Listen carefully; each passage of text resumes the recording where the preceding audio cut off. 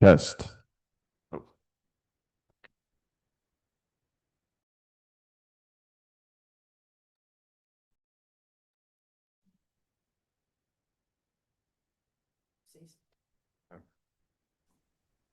Testing.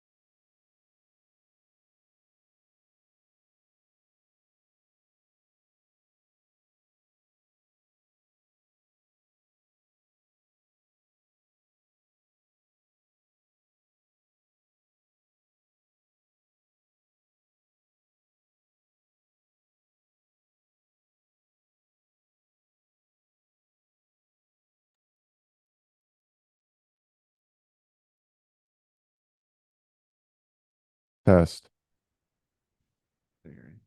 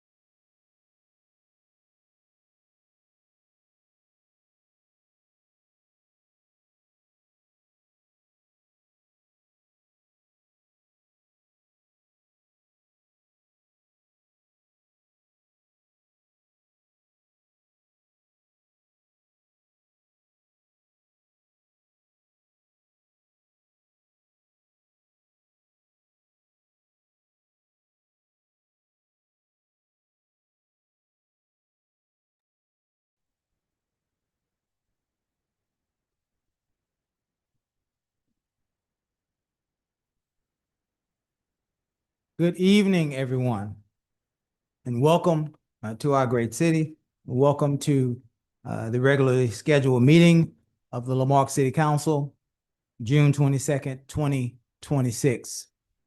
Notice is hereby given that the City Council of the City of Lamarque, Texas will conduct a regular meeting on June 22nd, 2026, beginning at 6 p.m. in council chambers at 1109 B Bayou Road, Lamarque, Texas, as well as via video conference hosted through Zoom in accordance.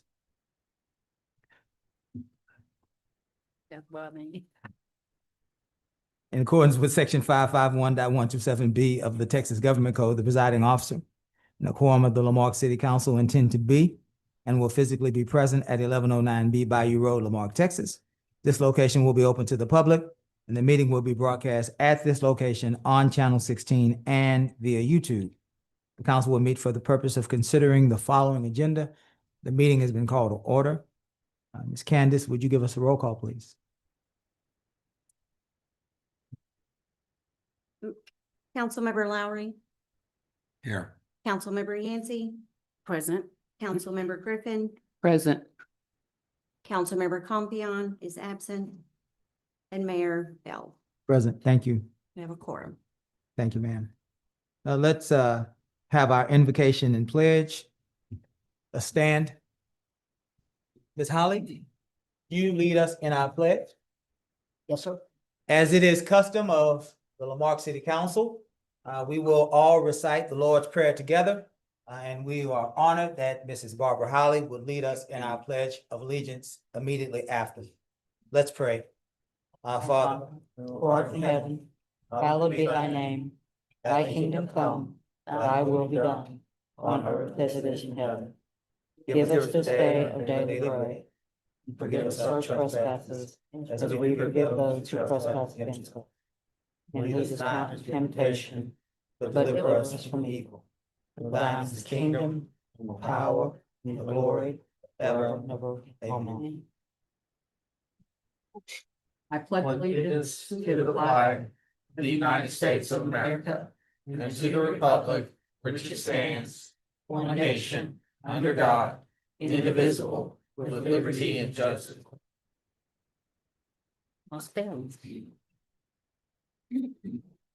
thank you all so much for praying with us, praying for our great city. Thank you, Ms. Holly, for leading us in our Pledge of Allegiance. Council, without objection, in order to get to item 4.1, we have to move item 8.1 to this section of our meeting. Without objection? No objection. Thank you, ma'am. 8.1, council, new business. Items under this section are presented to council for discussion and possible action. 8.1, resolution number letter R-2026-0014, canvassing the election returns and declaring the results of June 13th, 2026 runoff election pursuant to the election code. Madam Clerk, it's my understanding that you have received correspondence from the county elections office. Yes, sir. Would you read into the record the results of that canvassing? The cumulative results report states that for absentee voting, Joe Compion received 2 votes, Sade Williams 7. Early voting, Joe Compion received 30 votes, Sade Williams 70. Election day voting, Joe Compion received 17 votes, Sade Williams received 23. Total results, Joe Compion received 49 votes, Sade Williams received 100. Very good. Thank you, ma'am.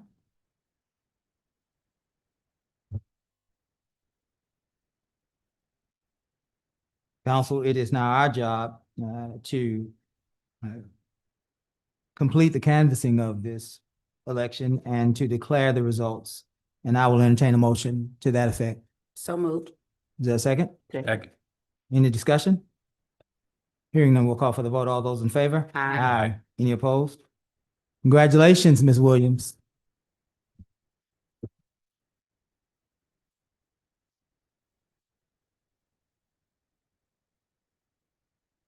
I can remember when I was 30 or 31 and I was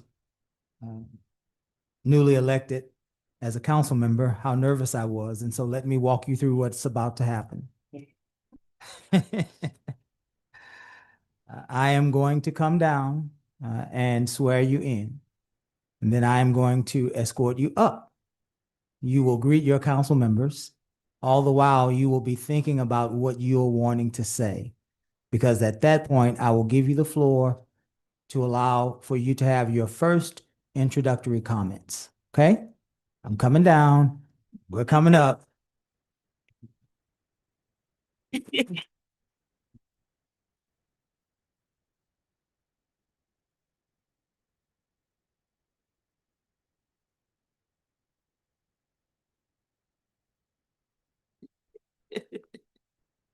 All right, Ms. Williams. Raise your right hand. In the name and the authority, and by the authority of the state of Texas, the oath of office, repeat after me. I, Sade Williams, I, Sade Williams, do solemnly swear do solemnly swear or affirm or affirm that I will faithfully execute that I will faithfully execute the duties of the office the duties of the office of Council Member District B of Councilmember District B of the city of Lamarck, of the city of Lamarck, of the state of Texas, of the state of Texas, and will do to the best of my ability and will do to the best of my ability to preserve, protect, and defend to preserve, to protect, and defend the Constitution and the laws constitutional laws of the United States of the United States and of this state, and of this state, and the charter and ordinances and the charter and ordinances of this city. of the city. And furthermore, And furthermore, I solemnly swear I solemnly swear or affirm or affirm that I have not directly or indirectly that I have not directly or indirectly paid, offered, or promised to pay, paid, offered, or promised to pay, contributed, nor promised to contribute contributed, nor promised to contribute any money or valuable thing, any money or valuable things, or promised any public office or promised any public office or employment or employment as a reward for the giving as a reward for the giving or withholding or withholding a vote a vote at the election at the election which I was elected which I was elected to secure my appointment. to secure my appointment. So help me God. So help me God. Statement of elected and appointed officer. I, Sade Williams, I, Sade Williams, do solemnly swear or affirm do solemnly swear or affirm that I have not directly that I have not directly or indirectly paid, or indirectly paid, offered or promised to pay, offered or promised to pay, contributed or promised to contribute contributed or promised to contribute any money or thing of value, any money or thing of value, or promised any public office or promised any public office or employment or employment as a reward to secure my appointment as a reward to secure my appointment or confirmation, or confirmation, whichever the case may be. whichever the case may be. So help me God. So help me God. Ladies and gentlemen, I introduce to you the newest council member, Council Member District B, Mrs. Sade Williams.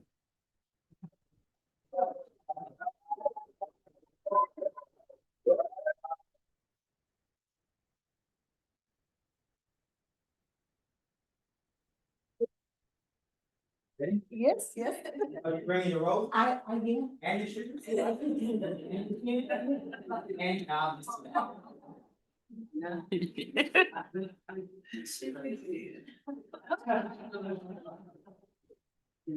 Oh, all right. what a pleasure to meet you. Thank you. Ms. Yancey? Thank you so much. Ms. Griffin? Thank you. Thank you so much. And Ms. Holly? So much.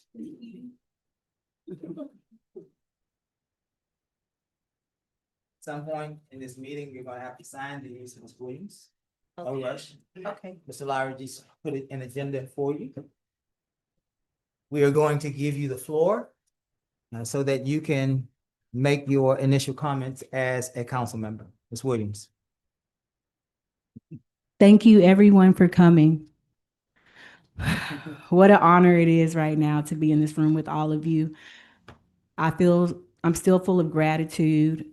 I'm forever grateful A lot of you here, I really appreciate your support. Donors, sponsors, endorsers, my family and my close family, my sons, and just the residents of Lamarck, the voters. Oh my gosh, there's voters here. I feel so blessed in this moment. There's also the Young Dems, they're here as well. I have people who really helped me, and I just want to say thank you. And I want to do my due diligence. I really am here for Lamarck. My sons are being raised here, so it's an honor. And thank you for everything, and thank you for coming to celebrate this moment with me. I'm forever blessed and forever grateful.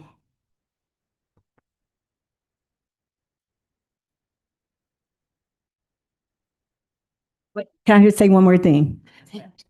Yep, floor. Okay, I also want people to realize never to give up and to keep pushing yourself, right? I had this goal a year and a half ago, and I had a lot of different feedback, but you have to believe in yourself. Your age doesn't matter. Your race doesn't matter. You keep going. You don't stop. Don't never stop growing is what my goal. Never stop growing. This is still just the beginning for me. It's a new chapter, and I have a lot of work to put in. And again, thank you for coming.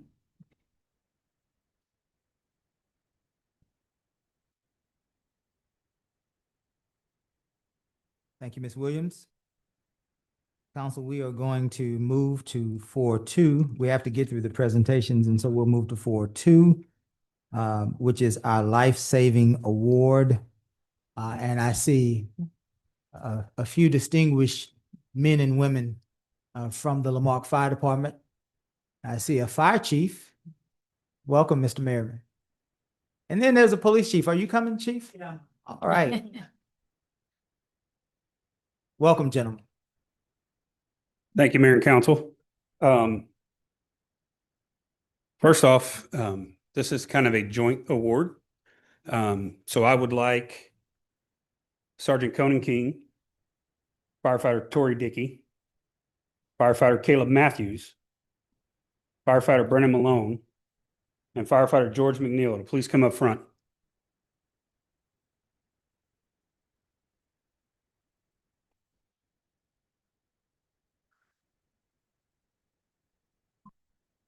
Mayor and Council, ladies and gentlemen, these individuals on May the 17th responded to a call, and their heroic actions have saved the life of a citizen. So what I'm going to do is read now the life safety citation, and I'm going to read out what it says on the plaque, and then we're going to present them with plaques and service bars for their uniforms. First off, it is my honor and professional privilege to confer upon you guys on the 22nd day of June 26th, Lamarck Fire Department Life Saving Award. On behalf of your colleagues who live and work in our great community, for your exemplary professionalism and performance in the discharge of your duties and responsibilities hereinafter. The citation reads, on May 17, 2026, the Lamarck Fire Department, Lamarck Police Department responded to a major motor vehicle accident involving two vehicles. Lamarck Police Department Sergeant Conan King was first emergency responder to arrive on scene. Upon scene, Sergeant King encountered a severe two-vehicle collision with one vehicle actively burning and an occupant trapped inside. Without hesitation or in complete disregard for his own safety, Sergeant King immediately entered the burning vehicle in an attempt to rescue the trapped victim. Working alongside a civilian bystander, Sergeant King was able to successfully extricate the victim and move them to a safe location. Moments after the victim was removed, the vehicle became fully engulfed in flames. It is evident that without Sergeant King's courageous and decisive actions, the victim would not have survived. Shortly thereafter, Lamarck Fire Department Engine 1 and Medic 1 arrived on scene.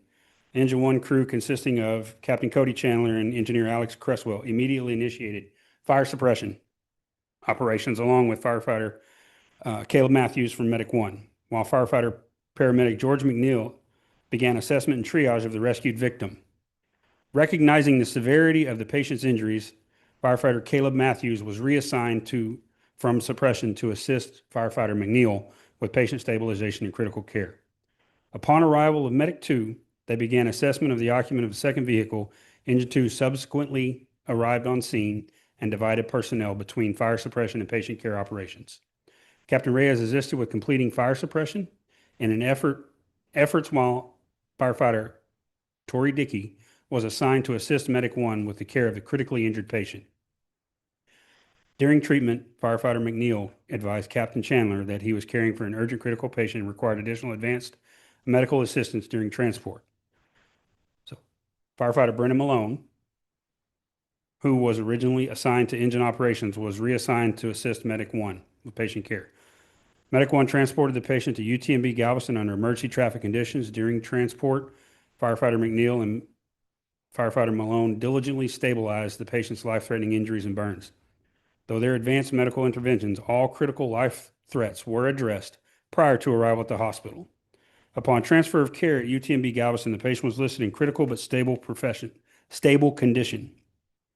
As a direct result of the extraordinary courage and professionalism, medical expertise, and compassion demonstrated by Sergeant King, firefighter McNeil, firefighter Matthews, firefighter Tori Dickey, firefighter Brennan Malone, the patient made a remarkable recovery. UTMB Galveston reported that after 12 days of hospitalization, the patient was discharged home on May 29th. The actions of these individuals exemplify the highest standards of public service and reflect great credit upon themselves and their respect for the department and the city they work for. On behalf of the colleagues that we serve with, I extend our heartfelt wishes to you and your continued success and safe journey as you follow the path of service, seldom traveled by others.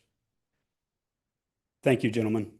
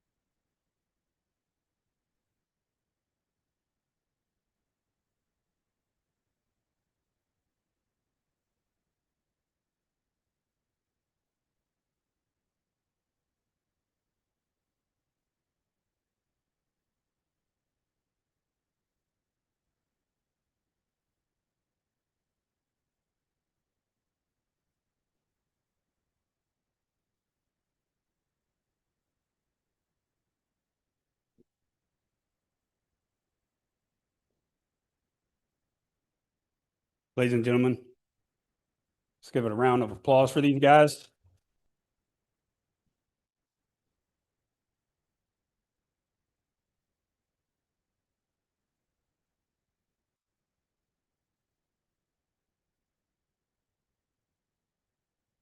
Come on, Chief.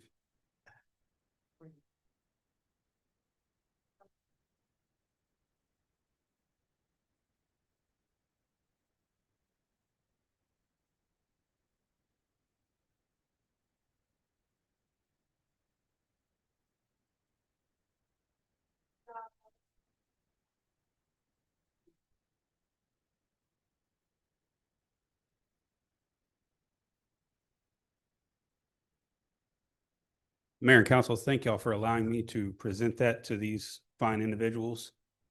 Day in and day out, the women of Lamarck Police Department, Lamarck Fire Department risk their lives, but every now and then they go above and beyond the call of duty. And I felt like this was one of those times that needed to really be recognized. So thank y'all for the opportunity to present that in front of y'all.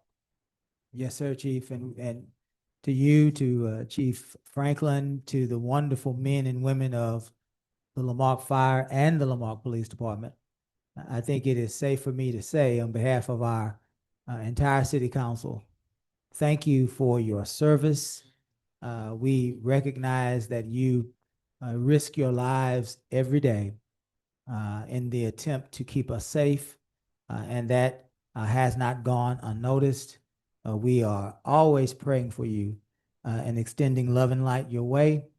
And I know that many of you will return to service as if this never happened. But I pray that we won't return to our community as if this has never happened, that we would remember you in those times that you would need us the most. Again, thank you, thank you, thank you. Absolutely.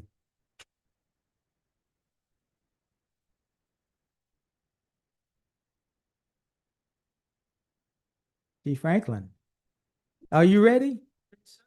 You You might are- turn this way so I can look at the, You're tasked with giving us an update on our Safe City initiative. sure. Can Welcome, you bring up Chief. the PowerPoint?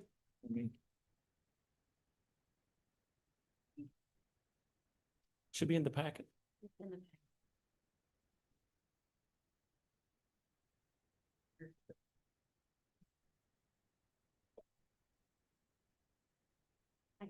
You got it? Okay.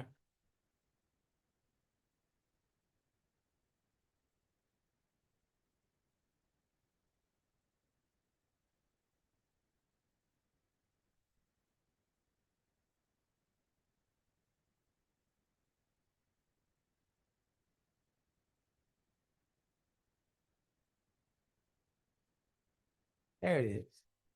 All There right, we Chief. go. Okay, a few weeks ago, y'all had asked for some information about crime reduction off efforts in the safe streets. So there's not a story that cannot be told without stats to back it up. Next slide, please. So there you go. 2021, Maribel, you initiated a Safe Street initiative for the city of Lamarck. At that time, we were staffed at about 35 officers. 2025, we're at 42 today. As we stand, we swore in 2 today, so we're at 41. Next slide, please. So in 2021, the mayor and council started a citywide crime reduction safe street program. Community watch groups were established in January 2022.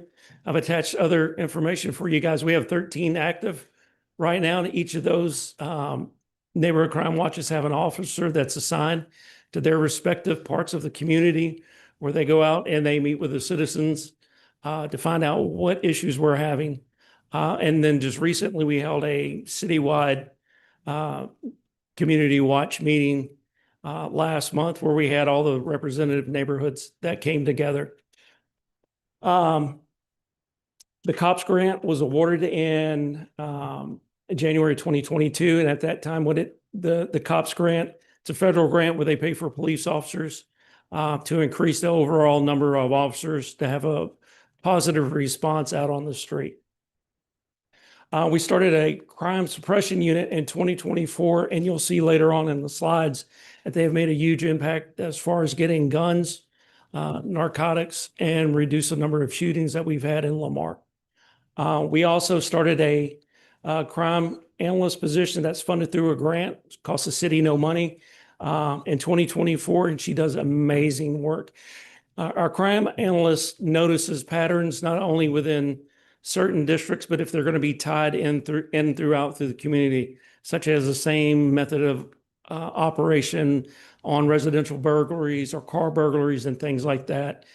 She also gives us good indications of where we're having street level narcotics at. She's able to compile all that. Then we can direct the crime suppression unit into those neighborhoods to address it through their efforts. Next slide, please. Violent crime. So you can see in 2021, we were at 610.45. That is per 1,000 residents of violent crime happening. You can see the numbers every year. It decreased. It went up a little in 2023, but in 2025, we had a significant reduction in that. Violent crime has roughly been reduced about 50%. You'll see it on the next slide even more so. And also, I put the staffing level of where we're at and what we're doing. So you can see the correlation and what your efforts have paid for and continue to do. Next slide, please. Of course, property crime is the thing that I'm most proud of, where we've been able to reduce that from the 2021 number of 30.197 per thousand to what we're at currently right now. That's roughly a 50% reduction in burglaries, thefts, anything that you could think, vehicles being left in lot, catalytic converters, stuff being stolen off, people's porches and things like that. Next slide. Overall crime.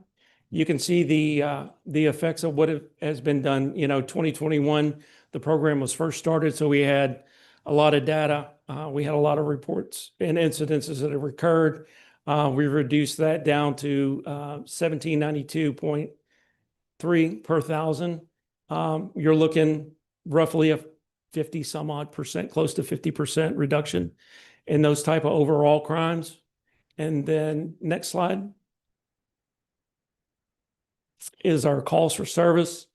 We presented this a few months ago during budget talks, but one thing people forget, according to the Census Bureau, which I pulled the information from, Marque has grown roughly 11%. We have 11% more residents here.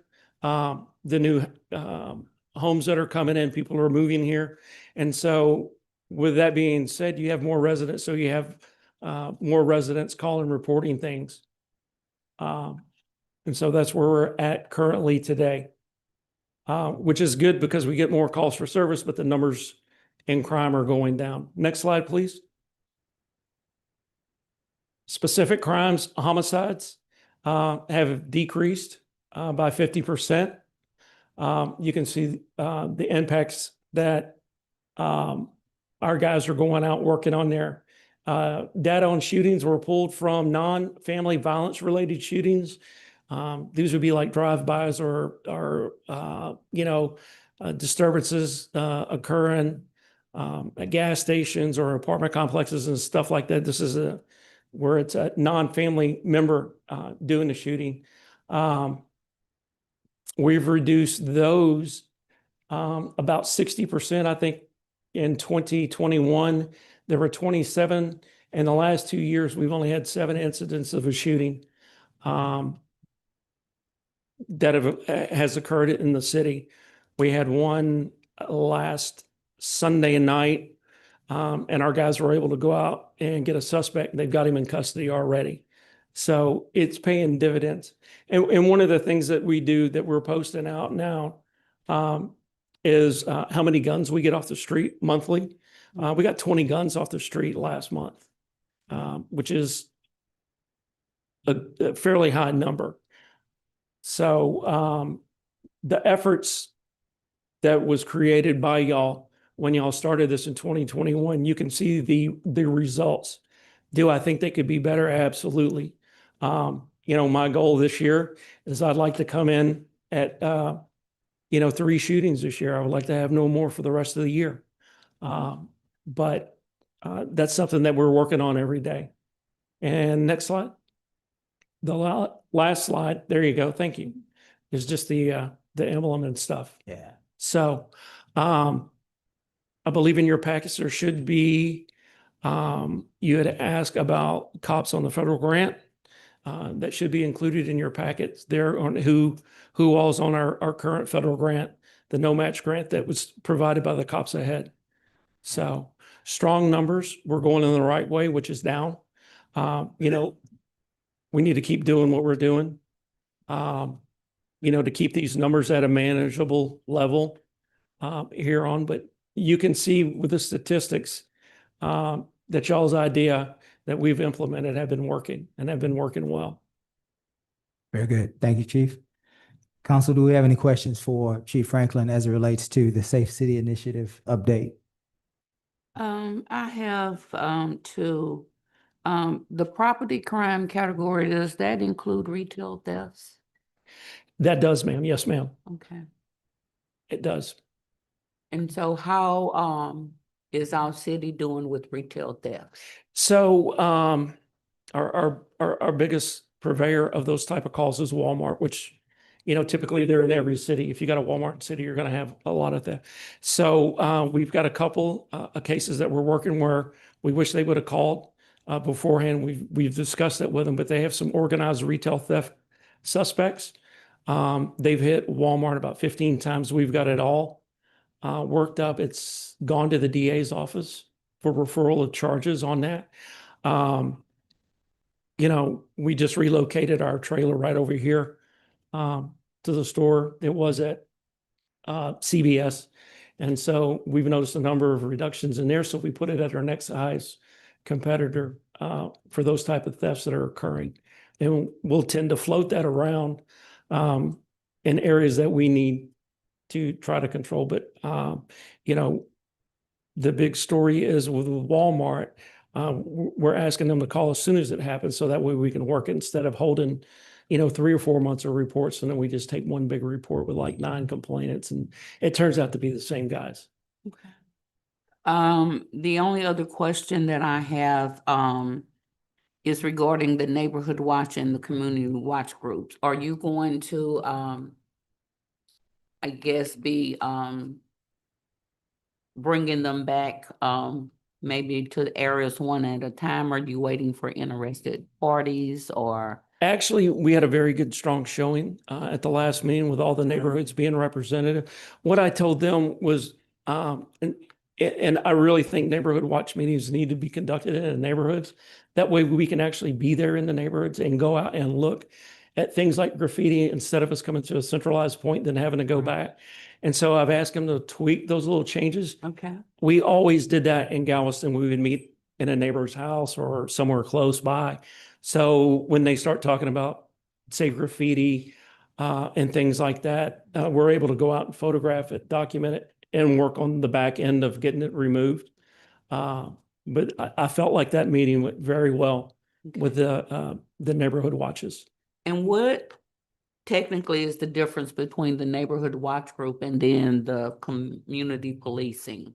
Well, the neighborhood watches, they're our partners. They're community policing. They all have block captains. And, if there's an issue that crops up, the neighbors either can call the police or they can call their block captain. And then they can call and let us know or send us an email saying, at this residence, this is occurring, this type of thing. So it's all, they all go together. I know Chief had provided us the list of the block captains in the areas. Has that information changed at all?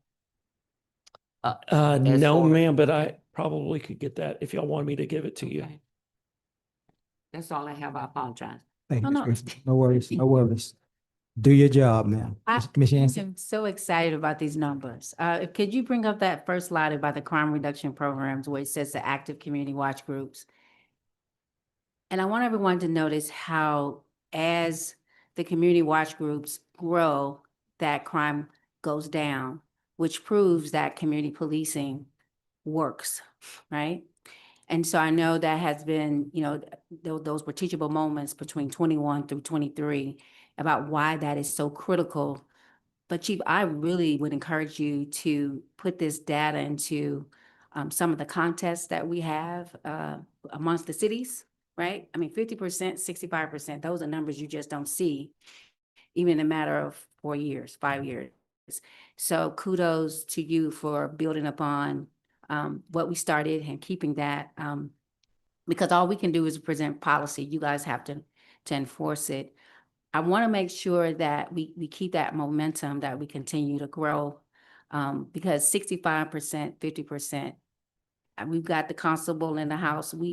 That's amazing. And to hold that line, even when times are getting tough. So whatever we can do to help when it comes to policy, when it comes to making sure that when citizens do have complaints, that they feel comfortable, right, coming to you all, because everyone wants to feel safe. And we know that's where some of our budget went over, right? Because we put a lot of money into that. But these are the type of numbers that we want to see. So thank you so much. What we want to do is keep building that trust, what we talked about when you and I met, to kind of go back to make sure that this is what we're trying to do. If we're doing it to the point where you don't feel like you're part of the solution, right? Then I think that when we meet with residents, this is a great PowerPoint to show. So that they can see this is what we're trying to do. We want to make sure that we're doing it with a balanced foot, so to speak. Absolutely. Yeah. You know, and the guys are amazing. You know, the crime suppression unit went out Tuesday night. I said, you know, be safe, you know, get some guns. I Right. come in the next morning, they had recovered like 3 guns. I was like, oh my God. But I also like too, Chiefs, how you put the officers with the comparisons and comparables, right? Where you Right. put that to show what it looks like at 41, 45, and 42, because that has always been a point of contention sometimes as well. Yeah. But this proves that community policing and balanced policing, it can work. But definitely so. And, you know, throughout, you know, some of the neighborhood meetings, you know, people come, thank you for coming to our apartment complex and doing a search warrant. Thank you for coming to our neighborhood meeting. And also thank you for getting rid of that house, you know, that's been a thorn in our side. I mean, they like it. You know, everybody wants to sit on their front porch or back porch and not be bothered by, you know, all that unnecessary stuff that goes on. Let's see. Anyone else? Slava? These are going to be some comments and questions for the taxpayers, something to think about as we come into budget season. I did a little bit of homework on this. Calls for service have increased by nearly 60%. Why would we reduce staffing when the need for officers is even higher? Calls rose from 13,478 to over 21,000. Yet officer staffing only increased from 35 to 42. That's a massive increase in workload on these officers. If the strategies implemented in 2021 are working, why would we go backwards?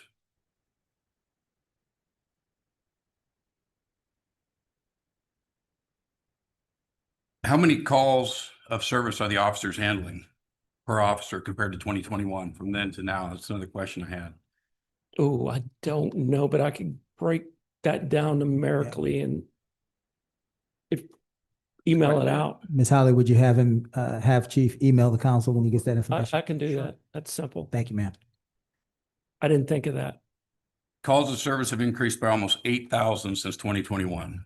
If demands on the department is rising faster than staffing, are we asking officers to do more or less and hoping the downward crime trend simply continues on its own? We need to keep our foot on the gas. Byron, before you were here, they eradicated a lot of the shooters and the gangs and a lot of that stuff. Those guys are near the end of their sentences. They're probably going to return to the community, their county of origin. So it's something to think about in the very near future. We need to keep our foot on the gas. We need to keep moving forward. We need to increase our officers on the street and keep this crime trend downward. It's a lot of guns to pull off the street. Now, when you say the guns off the street, those were illegal firearms or Yeah. felons in Illegal, yeah. possession of firearms? Wow. Felon possession of firearm. You know, cases like that. Scary. Real scary. The COPS grant, that was provisions. Alice Ashley, great big thanks to her. She got, I believe it was millions of dollars in free money. Obviously, nothing is free. It comes from taxpayers, but nothing to the cost of the taxpayers of the city of Lamarque. So huge, huge reward and benefit to the city. And, yeah, that's scary. 20 guns, that's almost a gun a day off the street. That's scary stuff. So keep our foot on the gas, keep moving forward, put the officers on the street, and, keep doing what you're doing, Chief. Yeah, one of the things that we're doing is we're sending it out monthly on Facebook and Instagram and Snapchat, all the social medias we're doing. You know, you got to think about them because some of them have changed. X, TikTok. you know, we don't do TikTok, but anyway, we've been posting what our monthly stats have been. You know, DWIs, you know, guns recovered, you know, thefts, warrants served, blah, blah, blah, to get that message out there that the guys are out there working. Yeah. And they are very committed. They don't eat lunch.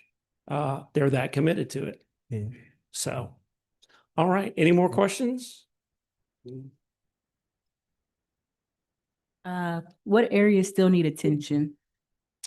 So in a specific area, I don't look at districts. We use what we call heat maps. So if we're having a problem with thefts in one area, you know, that's where we'll put the CSU unit or we'll put direct patrols in. If it's car burglars, we had a specific car burglar group that were they were cleaning our clock and they were also cleaning Texas City's clock. And so it was one night, it was a specific neighborhood. So we kind of put resources there. And then the next night they hit an adjacent neighborhood. They ended up getting caught. So we just kind of base off what the heat map, what our analyst tells us. The analyst is probably the best tool that I've seen where we have a dedicated analyst who pulls all that data. So when I come in the morning, came in this morning, she goes, "Hey, Chief, this is what we had over the weekend. We had a DWI arrest. We had this." I come in the morning and say, "Hey, Chief, we had these car burglars or we had this problem with thefts." So it kind of helps us coordinate our response and where we're going to focus our patrol guys. You know, it changes daily. I would say that car burglaries have been very quiet lately. You know, not what That's you- not our. I know. We'll find some wood, but you know, every day it's different. You know, and she provides us that real-time data that is so significant so we can focus resources where they need to go. You know, back when I started in the Stone Age, we didn't have that. We really didn't. You would just go out and you would pay attention by listening to the radio. And so she spots trends before we even notice it's a trend. Yeah. She's like, "Hey, we had these three over here, but they're tied to these two over here." It was like, okay. So, you know, and then we send the guys out to do the reports and get, you know, video footage from Ring doorbells and talk with the neighbors and get all that so we can develop suspects really quick. So. You done? Thank y'all very much. I'm not done, Chief. Okay. I said, Chief. Man, I thought I was going to skate out of here. Chief, you were probably in Galveston not paying attention. About 5 years ago, Nope, I was in Hutto.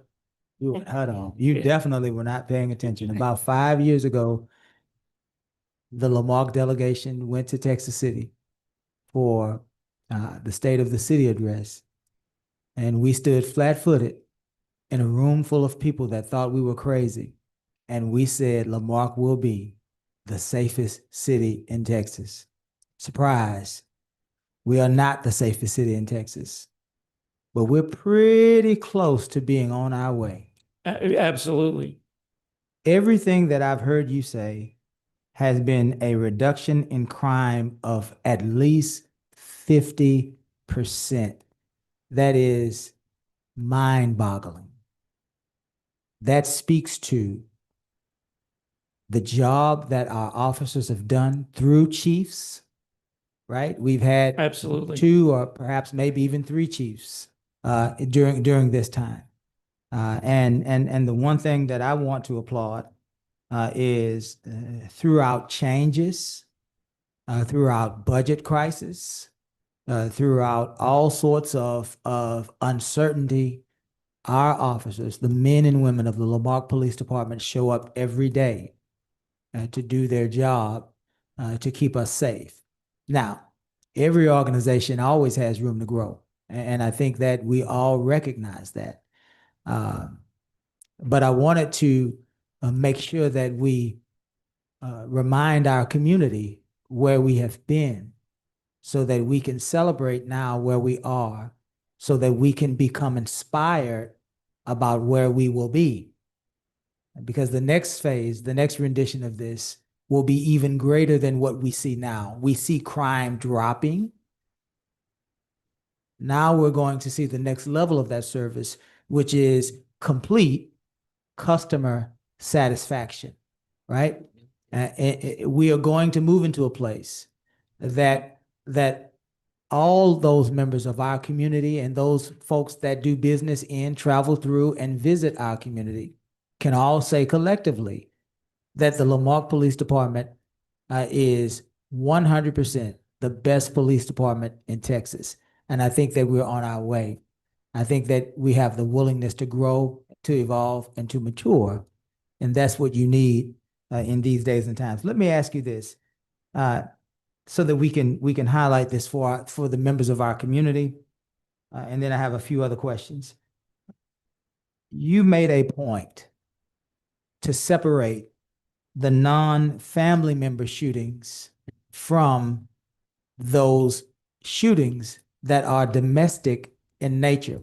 Correct. And I think that you made that point because the scarier number is the number that is the non-family member or the non-domestic shootings, because they That's are correct, yeah. somehow crime related, they are random, and they, in essence, cause our community to feel even more endangered because of the nature of those types of crime. Would you speak to that? Sure. You know, the latest example would have been that what happened last Sunday. The detectives went on the scene, got witness statements from everyone.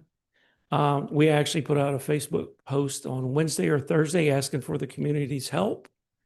When that happened, we had our detectives scouring the bushes because this type of shooting normally would have triggered a retaliatory type shooting from the victim and the victim's friends.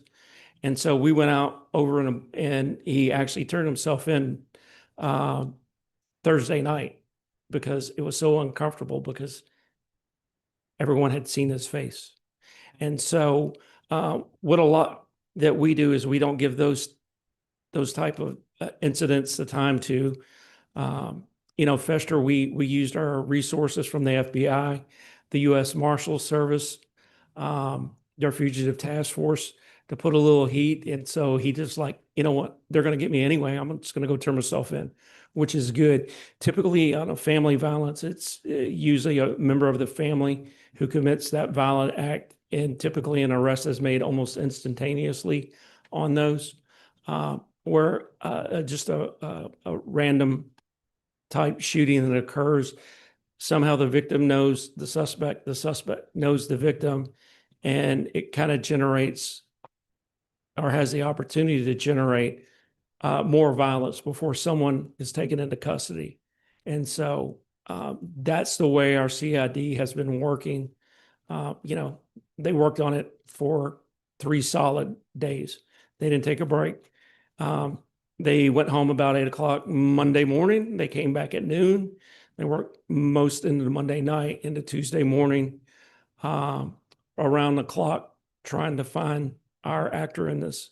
And so that's another strategy that when I worked the gang unit in Galveston, we would immediately put all of our efforts into trying to find the shooter before anything else was able to happen. And so it works out really well. I wanted to set a few conditions for these numbers. The economy's down. Unemployment is on the rise.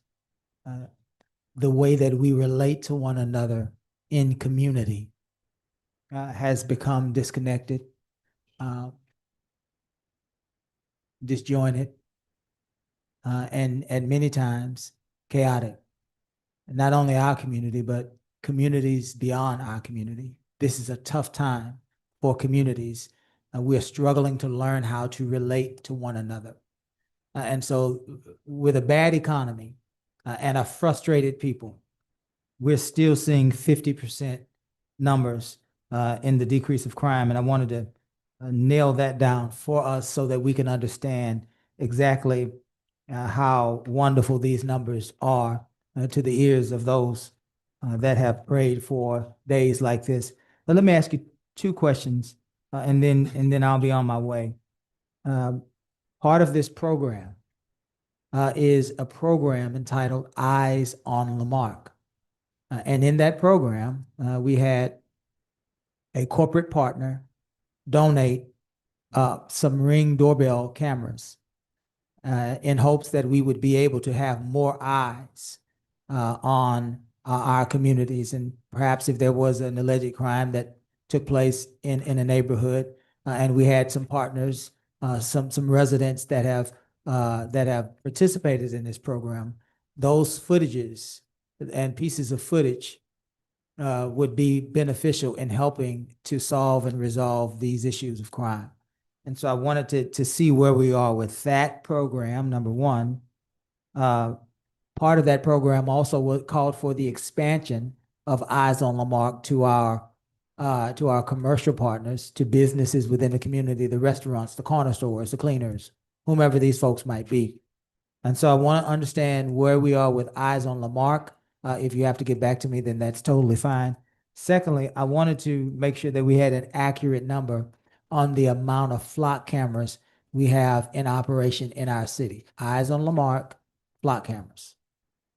I can do that. I can tell you from my experience, this first community that I've had flock, it's amazing.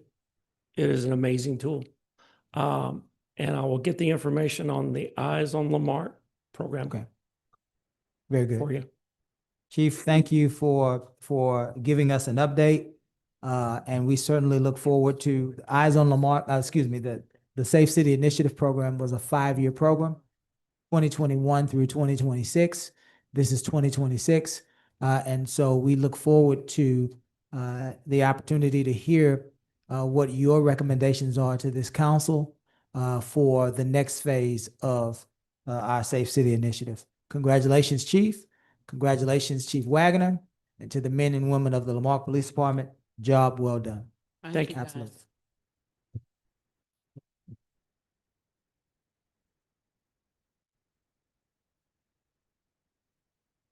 For overview of the sanitary sewer operations. You really know how to take us into the gutter, don't you, Shannon? I'm teasing. Welcome, Shannon. Shannon's our Public Works Director. Welcome. Yes, sir. So I'm here to give a presentation on our sanitary sewer overflows at request of the council. Today, we're just going to be talking about understanding the cause, responses that we provide, and the solutions that we have moving forward and what we're doing right now. I would like to add that this PowerPoint presentation was put in the agenda along with notes that I were given to y'all just in case you'll have questions or citizens come to y'all. Y'all can go back and look at the notes that were in there as well. If we could go to the next slide as we begin our presentation. First, what is a sanitary sewer overflow or an SSO? I'll be calling it SSO the rest of this presentation. But a sanitary sewer overflow or SSO occurs when untreated wastewater escapes from the sanitary sewer collection system before reaching the wastewater treatment plant. Examples of those, which you can see there, they're just manhole overflows, wastewater backing up into homes or businesses, wastewater flowing into street ditches or drainage systems, wastewater released from a broken sanitary sewer line, forced main failures or ruptures, and wastewater escaping from damaged collection system structures. If you go to the next slide, I have a couple of pictures just showing what those different examples are. All three of these pictures were taken here in Lamarck during these instances. Of course, you see the clean out. That's a smaller SSO that you could kind of see it seeping under because there was a seal failure around the threading. That one's an easier fix. You just go out there, replace the clean out. But then you see what we mostly see during rain events coming out of the manhole. That specific one, you can see where that concrete failure had occurred around that rim, and It's just seeping out the side. A lot of times we'll see it going through the manhole lid itself, because but this one was coming out the side because water will go out through the area of least resistance and right there before that lid. This last one is very rare. This is rare because it shouldn't happen. We have what you see, a sanitary sewer line inside of a stormwater drain. If that is ever done, there should be a casing around it. As you can tell, there has not been. Now, that's a very old line. I can't tell you why or what the mindset was during the time of installation. What makes these hard to find is not only are they shouldn't be like that, but also you could be seeing it coming further downstream, and the leak itself is happening across town because it's going through an underground stormwater system. You're only going to see it coming out of where it's of the stormwater system of when it goes out from the pipe into the open. So those are a lot harder to find. Thankfully, we were able to find this one, get it fixed. So that's no longer happening in our system right now. So that's some good news as we go through the presentation. If you go to the next slide. So what causes these SSOs? There's many different things. Now, I know that's not a pretty picture. That's kind of disgusting. All that's grease. That's a bunch of grease in a line. But one of the main causes of SSOs is grease blockage.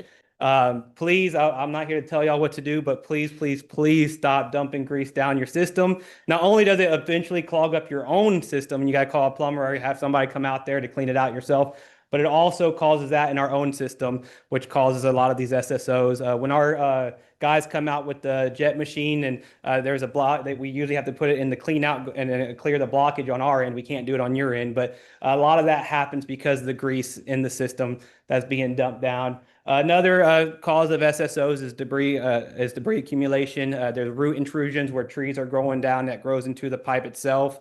There's broken or collapsed sewer lines. Equipment failures will cause SSOs, with like lift stations. If they break down, if there's a pump failure and there's no longer pumping, that will cause backups. Power outages, if the power goes out, and most of our treatment plant, or most of our lift stations, not treatment plant at this time, do not have backup generators there. We are working on getting that with this grant funding, and then kind of going down as what we're going to do in the future, because we're not able to get every single lift station up to date at the moment.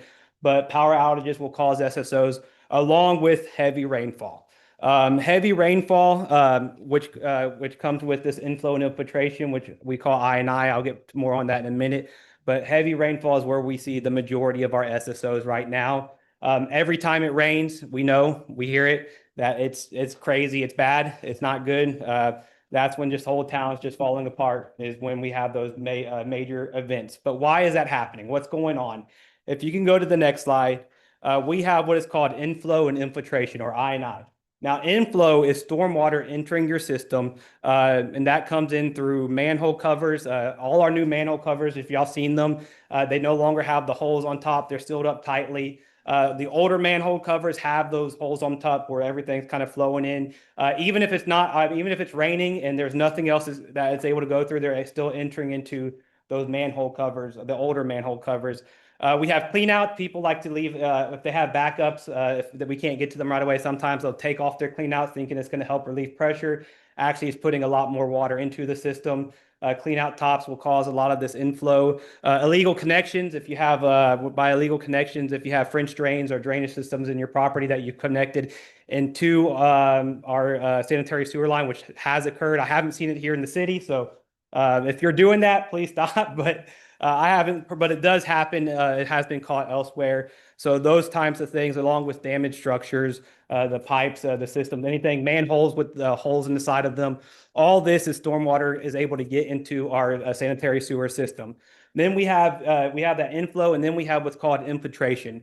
Infiltration is groundwater. So you have stormwater and groundwater entering the system. Now, groundwater at one point could have been stormwater. It's just that it got into the ground. It's now reclassified as groundwater, no longer stormwater, because it seeped through this ground. It's into the system.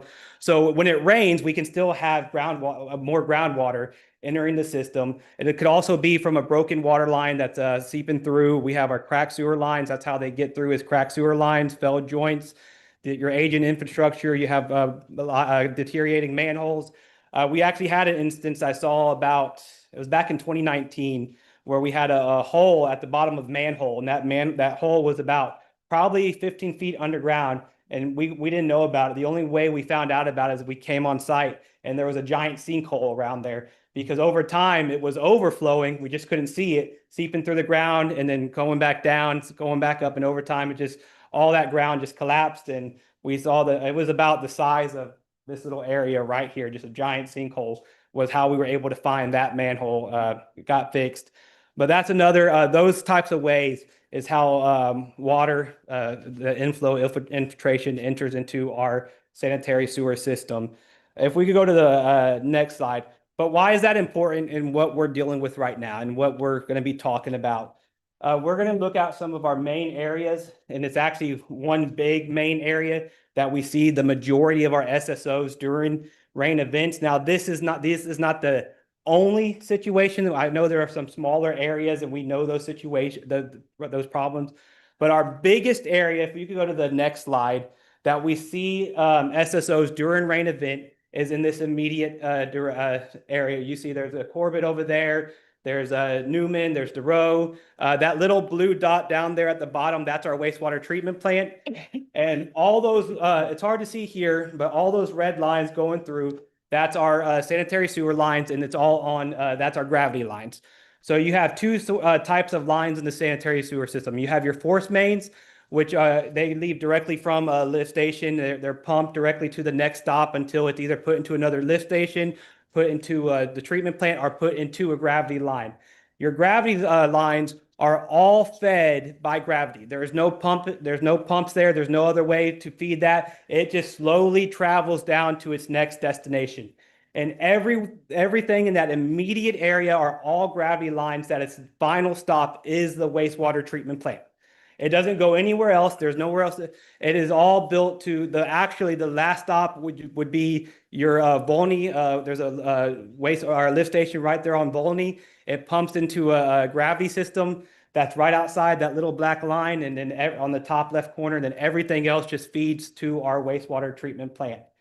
Now, why that is, why I'm mentioning that, and specifically the wastewater treatment plant, is when it rains, we know that especially in that specific area, it's overflowing.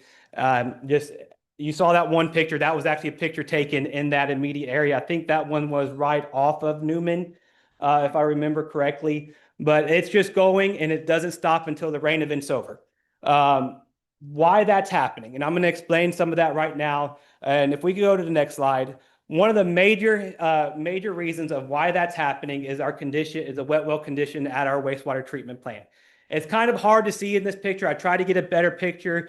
There's just too much stuff in the way. But what you're seeing on that top layer is a whole bunch of grease, rags, debris, a whole bunch of stuff that's just been pumped to the wastewater treatment plant. Over time, we've actually been measured it, pumped it down at one time. At the very bottom of that wet well, you have about 4 feet of debris at the bottom. That thing's probably hasn't been cleaned since the 90s. And now most lift stations, most wet wells has an inlet that's about halfway to allow for water to leave the gravity line or go directly into that wet well or the holding tank. And that way it's building up and it doesn't reach the inlet. Well, this specific inlet, for some reason, it might have been standards at the time. This is an old system we're looking at, is at the very bottom of this wet well. I've seen it, and I've only seen about this much of it because the rest of it's filled with rags. So that whole inlet where all the water's flowing through only has about this much space to flow through, and that's it. It can't get through anywhere else. That is what's all that water's flowing. So even before the rain, and I could take anybody out there, we can go look at it. Even before the rain starts, our system's already charged, because that water can only move forward when it has room to move forward. So before we even get rain, before anything happens, now it's not overflowing because it's slowly moving. We haven't backed up, but the system itself, from the wastewater treatment plant up down almost to Pertheus Farms, is pretty much charged up already before we even begin, before that major rain event hits. So with that, when it's raining, our treatment plant right now is rated for 3 million gallons a day. That is the rating of that treatment plant. When it rains, we see anywhere from 5 to 9 million gallons going through that treatment plant in one day. That's how much we're pumping. That's not how much is already sitting out there waiting to be able to put back into the plant, how much is waiting to be for to get more water out of the way for it to move through. But we're seeing a huge increase. And to believe it or not, we've actually decreased that by a lot because I could pull up the reports. I'd have to go back. It was back in 2019. I've actually seen reports that showed that we got 15 million gallons one day. And that's a lot for our small little treatment plant. We've been able to decrease that, and we continue to see the decrease because of a lot of these manholes that we've been able to replace. A lot of the sewer system lines, collection systems that we've been able to fix. Also, some of these lift stations that only had one pump a few times, now we've been able to get those fixed. So we have seen a decrease, but we haven't seen that huge decrease that we were expecting, or we were expecting, that we were being told was going to happen during that time. If we could go to the next slide. So what are we doing right now? We know this is a problem. We know this is happening. We see it going on every day. I know because when it's raining, I'm driving by the same spots you are driving by. So what are we doing? I know that's the big question. Why are we just sitting around doing nothing? Why are we just letting it happen? But I promise you, we're not. And what we're doing right now, and if we can go to the next slide, the first thing we did is we added 2 bypass pumps at the treatment plant. These are bypass pumps that we put out there to help push water. Now, I will say that we can't just go and put 5 more bypass pumps out there. We can't just we're still seeing overflow with these two bypass pumps. So the question after that is just put more out there. Or why can't y'all just put more out there? Well, if you overload the treatment plant, which we're already doing, but if we continue to do that during those events, we would wash out that whole system, kill all the treatment bugs there. We would have to reseed the plant, which I could talk more about that later. We're specifically on this. But even with those 2 extra pumps, we're seeing overflow at the wastewater treatment plant. And we're having to clean that up. We're having to report that as well. We're seeing there's just so much flow going even through the treatment plant that we're not just overflowing out in the system still. Now we're overflowing at the existing treatment plant. So even with these 2 extra pumps there, the problem hasn't been fixed. It hasn't stopped. So what is the solution? If we can go to the next slide, what is the solution? Because I'm just giving you all a list of problems. I'm just telling you everything's a mess. I'm just telling you it's crazy, but what is the solution? That area is gravity fed. The only solution is to clean up all those rags and expand our capacity at the existing plant and to finish our wastewater treatment plant expansion. That is the only solution. I hate to say this, but it is truth, and I just have to be honest. Until those things are completed, we are not going to see the sanitary sewer overflow stop. It's not going to happen in those immediate areas. Now, there's the other areas that we're working on. We know that there were some that caused lift stations. We go get those fixed. There are some overflows that we can handle, that we can stop, that we're working on.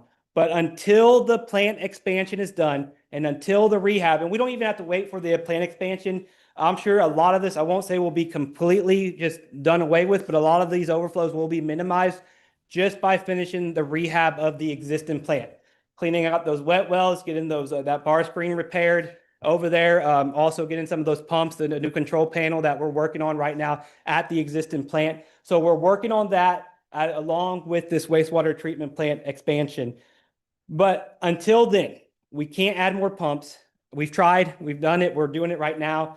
We can't continue just to push more water. We're pushing more water. We're going to kill the plant. Then we're going to be dumping even like a ton. And what's going to happen is all that water we're having to pump is going to Highland Bayou. And now it's going to be going into the system anyway, regardless, right there in Highland Bayou. And it's just, we just can't do that. There's a lot of regulations on that, of course, but we're overflowing at the treatment plant. But we just cannot continue just to pump more water. The answer and the solution is that wastewater treatment plant. Both the rehab, not just the expansion, both the rehab and adding capacity. Now, how do we stop this from happening again? If we can go to the next slide, how do we just stop this from happening again? Because we don't want to get back here. We don't want this, once we fix all these problems, we don't want to end back where we're at, where somebody has to, hopefully not me, but somebody else has to stand up here and tell y'all, I mean, there's no other answer except putting more money into something. But so how do we stop ourselves from just getting back here? And the answer to that, if you go to the next slide, is we got to continue reducing our I&I, which we're doing right now. We have these manholes we've been replacing. We're going to be replacing more along with our sanitary sewer lines, fixing that agent, continue to improve, not just fixing, but improving our infrastructure, expanding capacity in the sewer lines themselves. We know we have some of that problem with our water lines that we've been fixing, replacing the 2-inch lines to 6-inch lines. We got to do the same thing with our sanitary sewer lines, but with increasing that capacity, we also have to improve our lift stations. We also have to continue to improve the system itself, not just on one focused thing. And then we got to plan for the future. That is very important. And not just talk about a plan, not just say these are good ideas, but actually sit down and plan for the future. And I really hope I'm not out of line here. And if I am, I'll get slapped on this later on. But it is very, and I know you are taking this seriously. I do. I'm not saying y'all aren't. So please don't think but how serious you are taking this, take it to the next level on who y'all decide sits there. Because we've dealt with a lot of stuff. And there's a lot of plans that just went to the wayside because of who sat there. And we need to, this is important. It is very important to our system because we're seeing these failures. We're seeing what's happening. We're experiencing this. I live in the city myself, and that's why I'm a little aggravated right now too. But I live in the city myself, and I drive down these same roads. I'm hitting the same things. We are working on this, but we have to continue to plan for the future and not just talk about it. We got to be able to fund these things. We got to continue to move forward. We have to continue to improve our infrastructure and not just to be okay with the little bit we're doing and then say, okay, that's enough for the next, it might be enough for the next year, but what about the next 5 years? What about the next 10 years? Because that's where we're at now is we increase so much without improving the infrastructure. Now that's where that's why we're where we're at right now.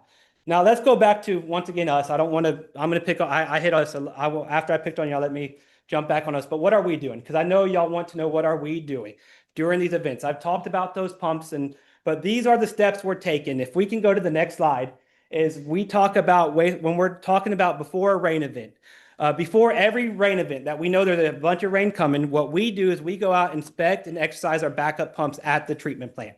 We go and we open them, we derag them, because if there's a bunch of rags in them, they're not going to pump at full capacity. So we're out there, we're deragging the system, those pumps. We're checking the fuel, ensuring that all the levels in those tanks are full. Our on-call guys, if it's going to be raining a lot, they're out there in the middle of the night checking the fuel because the fuel can be, if that pump's running nonstop, that fuel is going to drain a lot faster. So they're out there during the night checking it during those rain events. We're out there during the day. Especially to make sure they're available, and not just that they're available. We have a fuel truck. That way they're not running back and forth to the gas station. We're making sure that's filled up and stored safely. And so we can go back and just be able to quickly fuel them up. I already mentioned that we derag. I kind of jumped ahead of myself. But then during the rain event, what are we during the rain event? So we will monitor the known SSO locations throughout the system. We already know where a lot of our problem areas are. So we'll go out there, we'll monitor them, we'll look at, we'll kind of check the time it started that we expect to start. We'll take pictures of it. We'll send that. The guys out in the field usually send that to me. We'll check lift stations to make sure they're all operating, make sure they're all pumping. We will respond immediately to reported issues. So if there's a reported issue through the request tracker, we'll go out there, we'll jump on it. If it's something we can solve, sometimes it is, even during a rain event, sometimes that SSO is something we can solve at the time. Maybe the lift station did go down. Maybe there's just some blockage that we can quickly jet out. So we will do what we can to minimize those issues when we're able. We will respond to those reported issues. We investigate those areas that are experiencing those high flows. We determine the estimated start time of the flow. We can't always catch it right away, but we'll give a quick, because we do have to report kind of when we think it starts, and we look at request tracker or what was reported to us. We also estimate the gallons per minute being discharged. We documented the affected area, and we'll compile information for regulatory reporting. So how do we determine gallons per minute? Because it's just a guess. And I understand. So we have this chart, and I'm just throwing this out for information so y'all know that we're actually trying to do the best that we can to determine how many gallons per minute. If you can go to the next slide. We actually have this chart that was put together. This was actually put together by San Diego. A lot of operations use this because they put a pump on their system and just started pumping out and kind of documented if it's at 5 gallons per minute, 25 gallons per minute, all the way up to 275 gallons per minute, kind of what it would look like in each instance. So we kind of use that picture to do a very quick estimate from when it started, when we found that it started to when it ended. And that's how we report it. That is what we take. We take that information and we report that to TCEQ. The next slide, you can kind of see these are also some of our SSOs in that immediate area. That's just kind of how we are documenting it. They're sending this to me as it's happening during those events. I have asked them to do that because we have 24 hours once we are aware of it to start putting the information together and get it sent over to TCEQ. So we were originally just doing work orders, just waiting for the next day, but we were being slowed down because of that. So I implemented this new strategy where while they're on site, while they're seeing it, they're sending me images, letting me know where the location's at. So not only do we know what's happening, once it's over, we can go out and we can either clean it up, or if we don't have enough guys available at the time, we can get contractors out to clean up those sites. Next slide, cleanup and reporting. This is our cleanup procedures. We either our crew or our contractor, depending on workload, is dispatched to that site. Once the event is over, we cannot clean it up until after the event.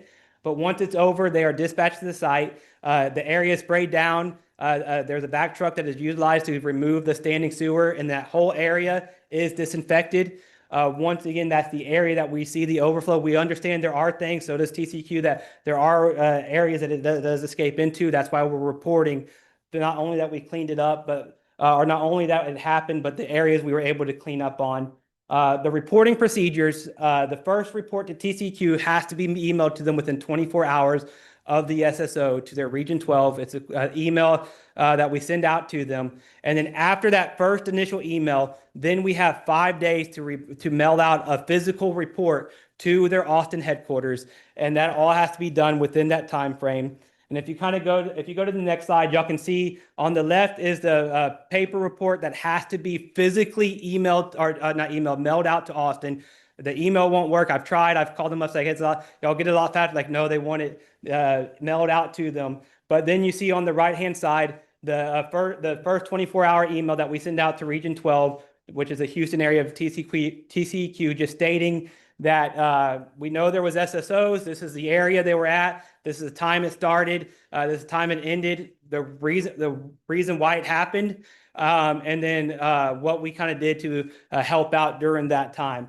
So there's 2 separate reports that we have to give them, and those are what those look like, and those are how we send them out. As we go to our last slide, I am coming to a close on this. Just some key takeaways. SSOs can occur for multiple reasons, but the primary cause in the most affected areas that we see is excessive wet weather flow. Significant I&I enter the system during rainfall events. The area is entirely gravity fed to the wastewater treatment plant that affected area I was showing y'all earlier. Current treatment plant limitations contribute to weather-related overflows. The wastewater treatment plant rehab and expansion projects provide the solution. Continue I&I reduction through manhole and sewer rehab projects will prevent further issues. And then staff does continue to actively monitor, respond, clean up, and report all SSOs. Now, one final thing before I open this up to questions and end this is I've heard it, I understand. Citizens have been told for years and years and years and years, it's going to be fixed. It's going to happen. The problems come, the solution's coming. I understand the aggravation. I understand the distrust. All I can say is that from what I've seen, we've had a broken bone that Band-Aids were trying to be put on. I don't understand it. I know surgery's expensive, but we had the money sitting in CO bonds and a few other things. We had the money to fix these problems, and we just started the work this past year on a lot of these things. I don't understand why. I do know that maybe there was some interest or what. I don't get into finance. I don't know, but we've paid enough fines in TCEQ to bypass the little amount that might have been gained, might have been saved. We got to stop putting Band-Aids on broken bones. That's what put us in this situation. Man. That's where we're at right now. We got to actually start just doing the surgery, and that's the fix. So that is my presentation. I'll be ready for the meeting tomorrow morning, but we're all good. Hopefully not too bad. It's just a joke. They don't actually hit me. So. Not yet, at least. But next, it's questions. If y'all have any questions. Was that therapeutic for you? Oh. Well done, Mr. Bro. We'll open this up for council questions. Who wants to, if anybody? Ms. Williams. How large is your gravity feed line? It's different on the system. We have 6-inch lines, 4-inch lines. I think there's some 16-inch lines on the previous. I don't know if we could put it back up. But yeah, we have some 18-inch lines. We do have a couple of 18-inch in that immediate area I was talking about. Some 8-inch, 6-inch. The main line going to the wastewater treatment plant's a 24-inch line. Okay. So Prior to the gravity feed line, does the pipe change, the main line, does it change? yes, it's a force main, which is just that it's just called a force main. Is because it's being forced from the lift station by the pumps down to the next system, whether it's a manhole or whether it's the treatment plant or whether it's another lift station. It's called force main, and we have to have those different types depending on elevation. If it's allowed, if the elevation allows, most of the system is gravity fed because it flows downhill. So based off of I can't speak. I've talked too much. Based on that is yes, thank you. Elevation is whether it's going to be a force main or a gravity main line. Okay, on your gravity line, or I guess your main line, what's the flow going in and then coming out? It just depends on if there's a rain event or what the lift station's pumping, the rating of so everyone's going to be different. We're not going to see an exact number. If the lift station's not running, you're going to see nothing unless it's raining, and the lift station will be turned off and the line itself will be fully charged. So it's just, I couldn't give you an exact number right now. Is any preventative maintenance being done now? Yes. So we have those bypass pumps we've set out. We do go daily trying to clean out the system, jetting the lines because if we don't want there to be an overflow just because there's grease like y'all saw earlier. So we do try to get out there. We can't we'll probably hit the whole system within a year because we only have one vac truck, one team. They work on other projects. So we'll probably hit the whole system within a year, and then we go back the next year because for some reason, people really love their grease down the system. No, I'm just kidding. But One more. yes. What type of pumps? What type of pumps are being used? We have a mixture. We got 4-inch, 6-inch. That we have our submersible pumps. Then we have our above ground self-priming pumps. So it just depends on the location. Our submersible pumps, they set down in the water at the bottom of the wet well. And then our above ground self-priming pumps, they're above ground. They can only pump up to 25 feet of head. So a lot of those pumps, if it's a big lift station, you're not going to be able to reach the very bottom. So those are good for like a smaller system. Some of our smaller wet wells and lift stations. And then for the 4 feet of debris, is it possible to drain the tank and then somehow remove that debris? We are. So that's actually, they're going to be starting that. We just talked with the contractors. That whole project we're looking at, which is the rehab of the existing plant, has already been in motion, and we're looking at that completion by the end of the summer, with the cleaning of that wet well starting in the next week or two, is what the last report they gave us. So that will be done, and hopefully we won't know. I always say that we won't know until we try. We put those pumps out there, and I mean, hopefully it will bring us some relief. There are other things we're working on, like putting the new panel and getting the other pumps up at the existing plant as well. I've never asked those questions ever since I've been here. Oh. I think that we found one of your wheelhouses, Ms. Williams. It's fun. Did you hear? She said it was fun. Listen, I have comments. They comment. Excellent. Miss, who wants to go next? Miss Lowry, did you want to go? Miss Griffin? Great questions. Miss Lowry. Impressive. She's gonna make me work harder. So you actually asked one of the questions about the wet well, but is there any type of because I hear for years I've heard rags plugging up the system. Is there any type of shredder or anything? Is the new plant gonna have something like that? Is there something ahead, behind, in front of the pump stations we can put? Yes, sir. We are getting our new bar screen that we're getting in is a newer model. So our old one was an older model, which the slits on them were, I don't know the exact inches right now, but they were pretty wide. So a lot of debris was able to get through. Our newer one is going to be, since the kind of the standards have changed, so it's smaller. It's going to be able to remove more rags from the system before entering into the treatment plant. As the system itself, we don't have, there are grinder pumps. There are pumps that will shred all that, not grinder, but there's pumps that shred rags it's just not in our budget range at the moment. We've looked at them, we've priced them out. We plan to get some down the road, especially we're building a list right now of where we're seeing the most amount of rags and what's constantly clogging up. The good thing about the self-priming pumps is that you don't need, with the submersible pumps, you have to have a crane truck, which we don't have at the moment, to pull those out. But with self-priming pumps, we're able to remove the case from above and our operators can derag as needed. When we go through this budget, can you get us the cost of those pumps with the shredders, Yes, sir. please? Thank you. Ms. Griffin? I will admit that I've been taking pictures of those little white things. Yes, ma'am. And then the ones with the holes in the roads, Mhm. because I thought they were issues. Didn't realize until I got a little more familiar yesterday with all of this. And I'm happy that I actually don't have to learn about lift stations, because we got two people who are championing that cause. And I wouldn't even know how to ask those questions, but you did tell me that you have one crew that's dedicated. Yes, ma'am. And then if y'all need extra support, you're pulling people from Contractors. other. Well, Oh, we've pulled before in major emergencies, but if we have multiple jobs going on at the time, like if there's a clogged line and then there's a broken sewer line down, we will utilize contractors during those times. and are you guys more busier this time of the year as opposed to any other time? Because it's raining so much constantly? Yes, with a lot of the rain, we are.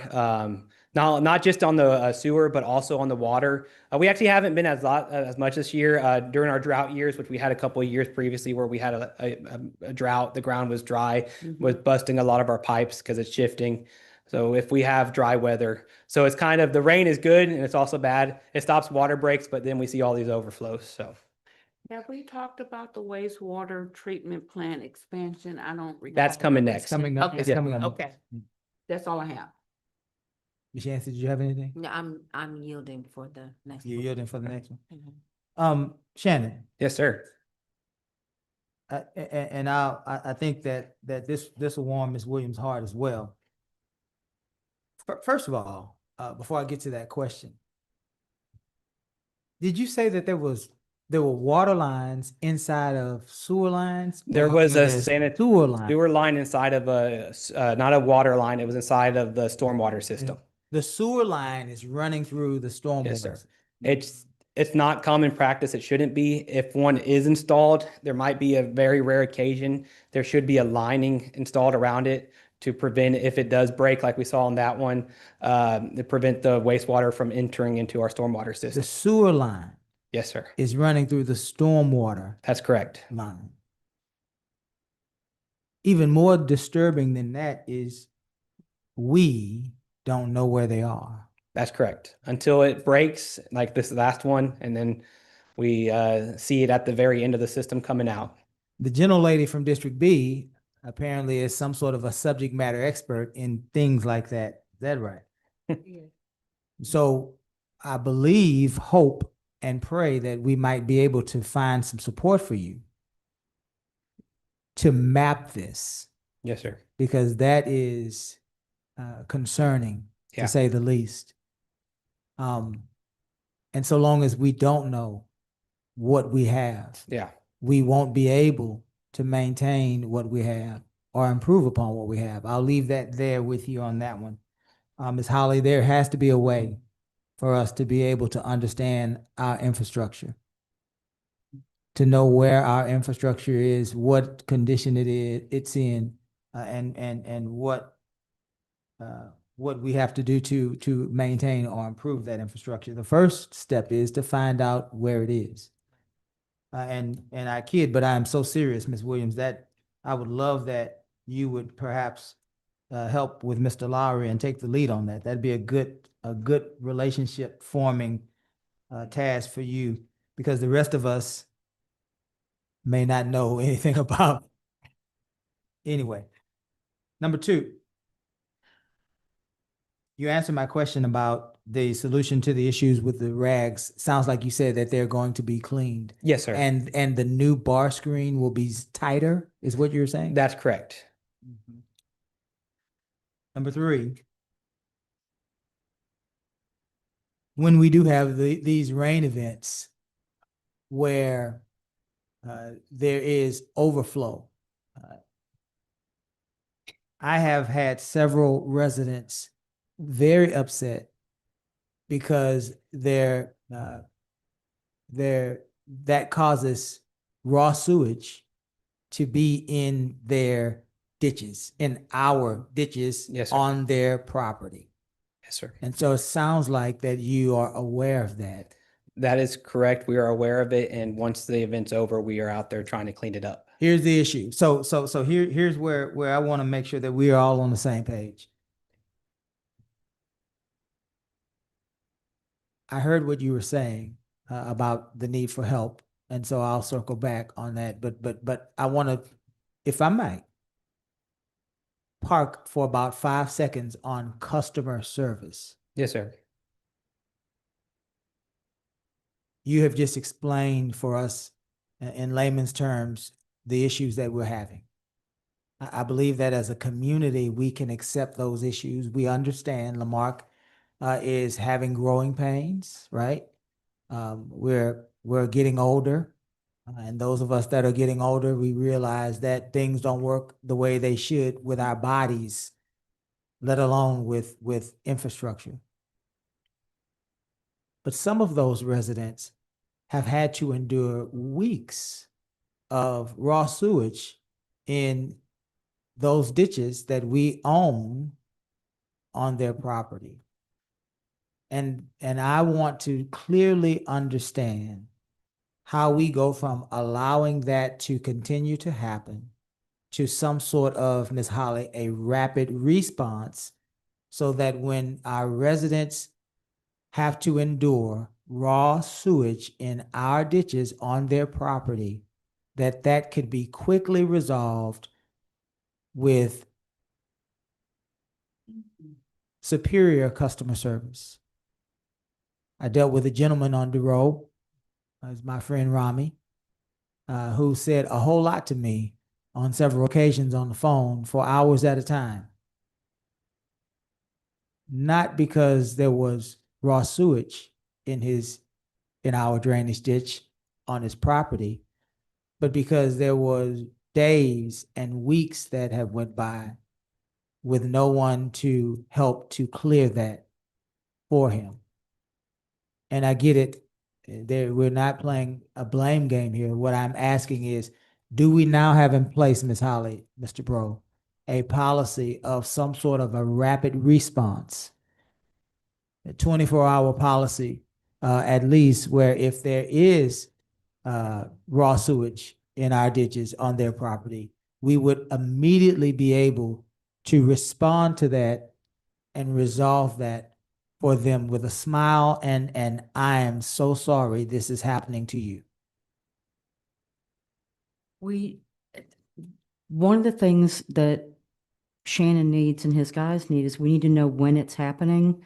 I mean, he is keeping a list of all those areas where we have known sanitary sewer overflows, like the gentleman on Duro. And so they will go out once the event is over, they will go out with a vac truck, or they will hire someone to go out there and actually clean that out of those And areas. I will state that I recently sat down with my foremans and let them know that if they're like, I've been sending a list, like I sent one this morning to them. And in that, the statement I've made to them is, if y'all can't handle it, let me know. We'll get some contractors out there because we got to clean this up as soon as possible. So we have changed kind of how we're doing things in-house. to help with that. I understand in the past it has been very slow with some of this cleanup. A lot of it had to do with just not having enough equipment. But even if we don't have enough equipment, we can still clean it up. We can call contractors out.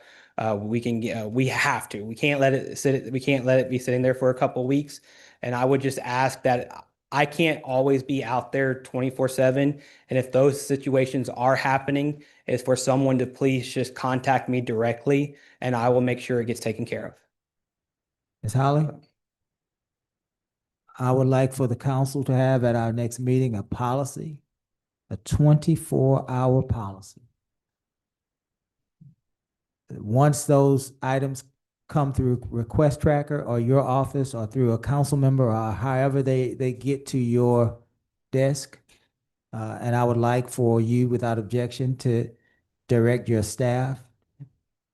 I want to see this council deliberate on a 24-hour policy. It's time to get back to business. And people, I believe, are willing to endure the trials and the tribulations of growth. But what they're unwilling to endure is the asking for and the accessing of assistance, support, and help to no avail. One of the gentlemen that I was speaking to asked repeatedly for weeks on weeks on weeks. And that's just not good customer service. And that's not what a municipality should be showing as its understanding of customer service. Yes. It's just, it's not you, but the idea is unacceptable. It's unacceptable. Yeah. The last thing I wanted to ask you, and I want you to understand how I'm asking this. I'm asking this for council's edification. You seem to be very frustrated at what you feel is some sort of neglect of the maintenance of our wastewater treatment plant and our sanitary sewer system. And you led us to believe that there was some unwillingness, confusion, hesitation in quantifying, clarifying, and bringing those problems to the council. So the question is this: do you believe that this council and the council previous to this council, do you believe that we were given enough information to direct the administration in resolving the issues that our residents face? The truthful answer is I do not. Okay. I mean, Yeah, again, no blame. We just, so, Yes, sir. so we have to understand as a council what we should know so that we can make better, more timely, more responsive decisions. And so I'd like for Ms. Holly, us to have a better understanding of that before you leave. Help us to know, obviously, this is an area that until Ms. Williams got here, I believe Mr. Lowry perhaps might have understood it the best. And I don't think that your specialty is the nuts and bolts of the wastewater treatment. So we, as a council, need to know more to be able to decide better, right? So let's get us educated as a council so that we can know exactly what we're hearing, so that we can respond in a way that will be impactful for our residents. Took a lot of courage for you to say that, Shannon, and Can I say appreciate one you. more thing real fast? No, you can. I'm just kidding. Go ahead. I just want to say, I know there's, especially this past year, there's been just a lot of conversations. I'm in this position right now, so not that I want y'all to continue to keep me accountable.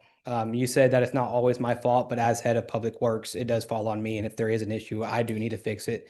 And if it's not being fixed in a timely manner, then I want y'all to continue to hold me accountable so we can move forward on that. So. Very good. Ms. Holly, I think that we would, at least for the foreseeable future, we should have monthly, even if they're just written in our, agenda packets. One of the things that we do with the city clerk, is that we have a regular city clerk's report in case Ms. Candace has anything she'd like to clarify, explain, and help us to understand. I think it's probably important, at least for a year, that we have a standing public works report so that if issues arise, Mr. Bro can immediately come to help us to understand exactly what those issues are so that we can help our community understand what those issues are. Thank you, Mr. Bro. Yes, sir. I do have a question. I'm Yes, sorry, ma'am. Ms. Yancey. How many people do you have in your department now? All of Public Works, we have about 34. 34? That includes streets, parks, operations, water utility, facility maintenance, and shop. And the last 2 years, do you remember what was it? It was about the same. Same, Yes, ma'am. About 34? Yes, ma'am. Okay, that's all. Thank you, Ms. Yancey. Go ahead, Ms. Lowry. Again, it goes back to customer service. If you ever have a question, I know I reported something a couple weeks ago, gave you an address on a dead end road where the citizen complained, and somebody went out there and just did a 360 and said, there's nothing here. And they left. Nobody called me, nobody contacted actually the citizen that's been complaining for months. But a simple phone call is all it would have taken, and I could have elaborated more on where the leak was and whatnot. The other thing is something that prior to my council, I actually have a friend that was worked with the Army Corps of Engineers, did a lot of underground work, and he's been very resourceful to me. And one of the projects that we looked at over on the Mary Melody project, there was a actual pipe going underground through the wastewater. And I don't know if that's where that one was, but it was constantly dripping. So his presumption was it could have been a water line that's going through wastewater. It's over by Crockett Street, and I'd be more than willing to show you that. We reported it time and time again, and to our knowledge, nothing's ever been done to it. And the goal was to try to get it fixed prior to the final payout to the contractor. But I don't think that ever happened. So if you want to go look at that with me in the next week or so, maybe you should check on that. Very good. Mr. Lowry, let us, if that meeting happens, let us know how that turned out. Yes, sir. We are now on item 4.4, and I believe that's you too as well, Mr. Bro, correct? Yes, sir. So it's just going to be a presentation. I have Craig Ellington and Tim Ellington with Industrial TX and all to give an update on the wastewater treatment plant expansion project. And then I have Brent with Attico, who will be coming to give an update on the lift station project that we're working on right now. So I'm going to give the floor to them. Absolutely. Welcome, gentlemen. I've worked with hundreds of directors of public works. He's a good one.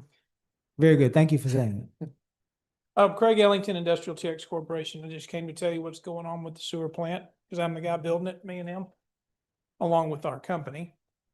But first of all, I want to explain that you're getting an SBR, single batch reactor plant, which is one structure that handles the same job that on a 2.25 million gallon a day plant, which is what we're building, would take anywhere from 7 to 12 separate structures to handle. Take the clarification, the aeration, the digestion of the sludge, all in different areas. This one is one structure, very large structure. I'm sure you've seen it. I mean, I know you've been out there, Maribel. So you got to start at the bottom and work your way up. Kind of like building a skyscraper. You can't build the second floor till the first one's done. Same situation. I would like to report now, though, at this point, today, we're 51% complete. Ms. Lauer will be very happy to know that we're going to finish the walls actually about 15 days ahead of our construction schedule. Very good. Which will be next week. The last wall pour will be made around July 2nd. That'll be done. At which point after that, we'll have to put the sidewalks on top. But anyway, I'm getting sidetracked. I don't have a fancy thing. I'm really good at building sewer plants, but not very good with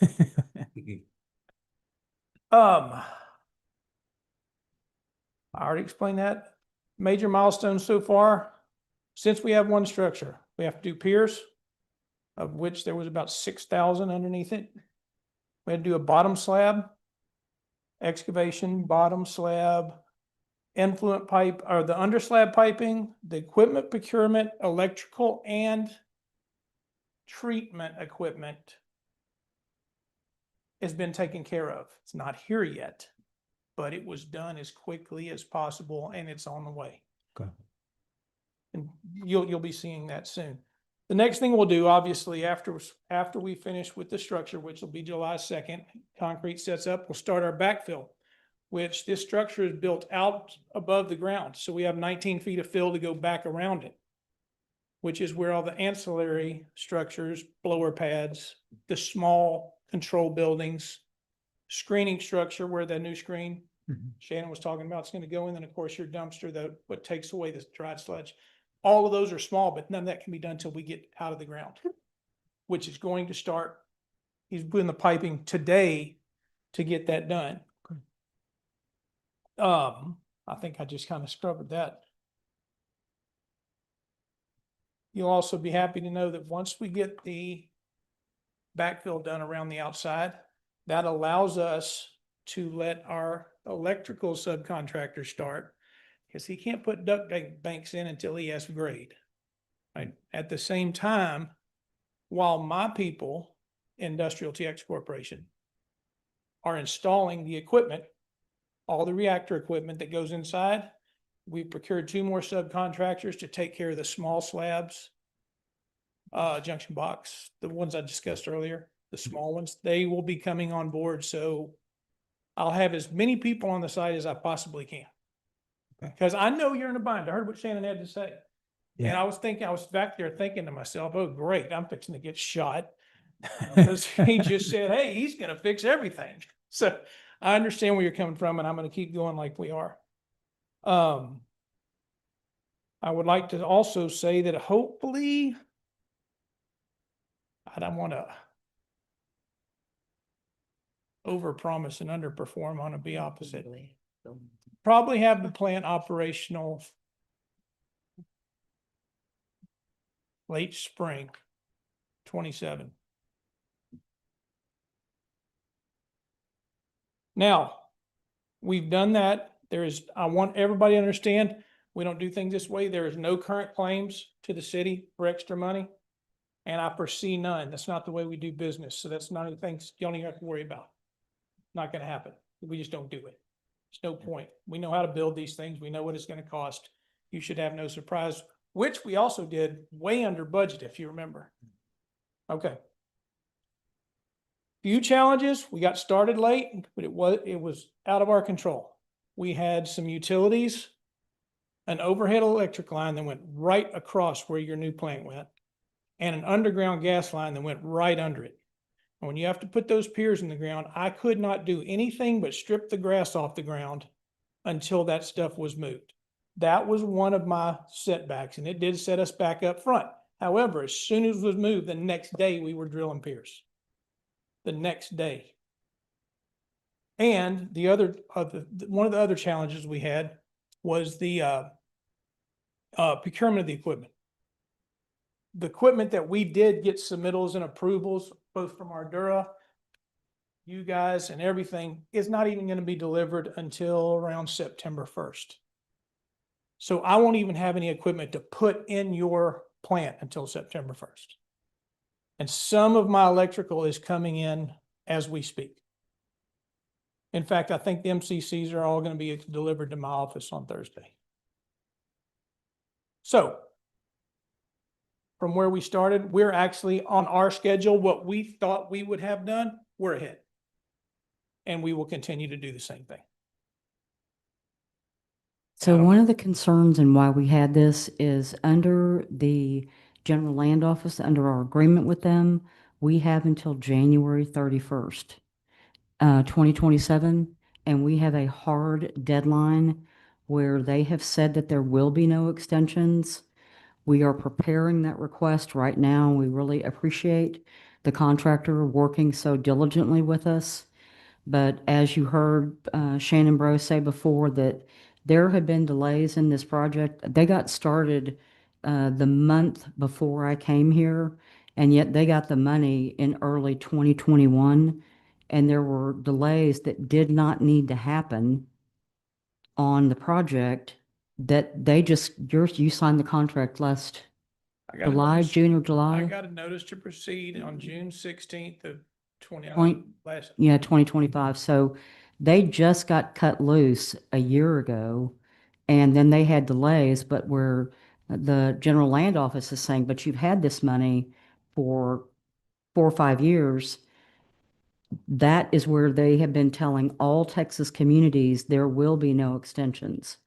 Our argument to the GLO is we will be, like today, if we're 51% complete by their deadline, what are you hoping for? I'm gonna tell you 85 and hope for 90. Okay, that we should be. Build. Yeah. And you can't stop a wastewater treatment plant like sequentially. It has to all be completed.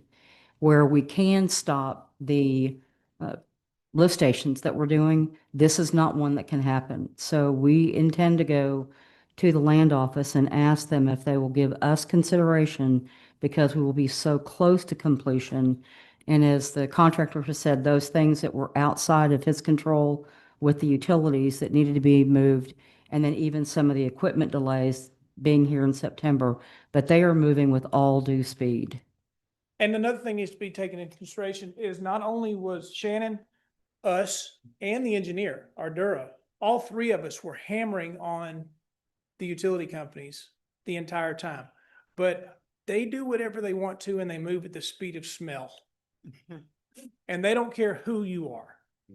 There's no way you can get to them. They say, we'll get to you when we get to you. And that's just what happens. And I've seen it take a year to get stuff moved. Thank God we did this in 4 months.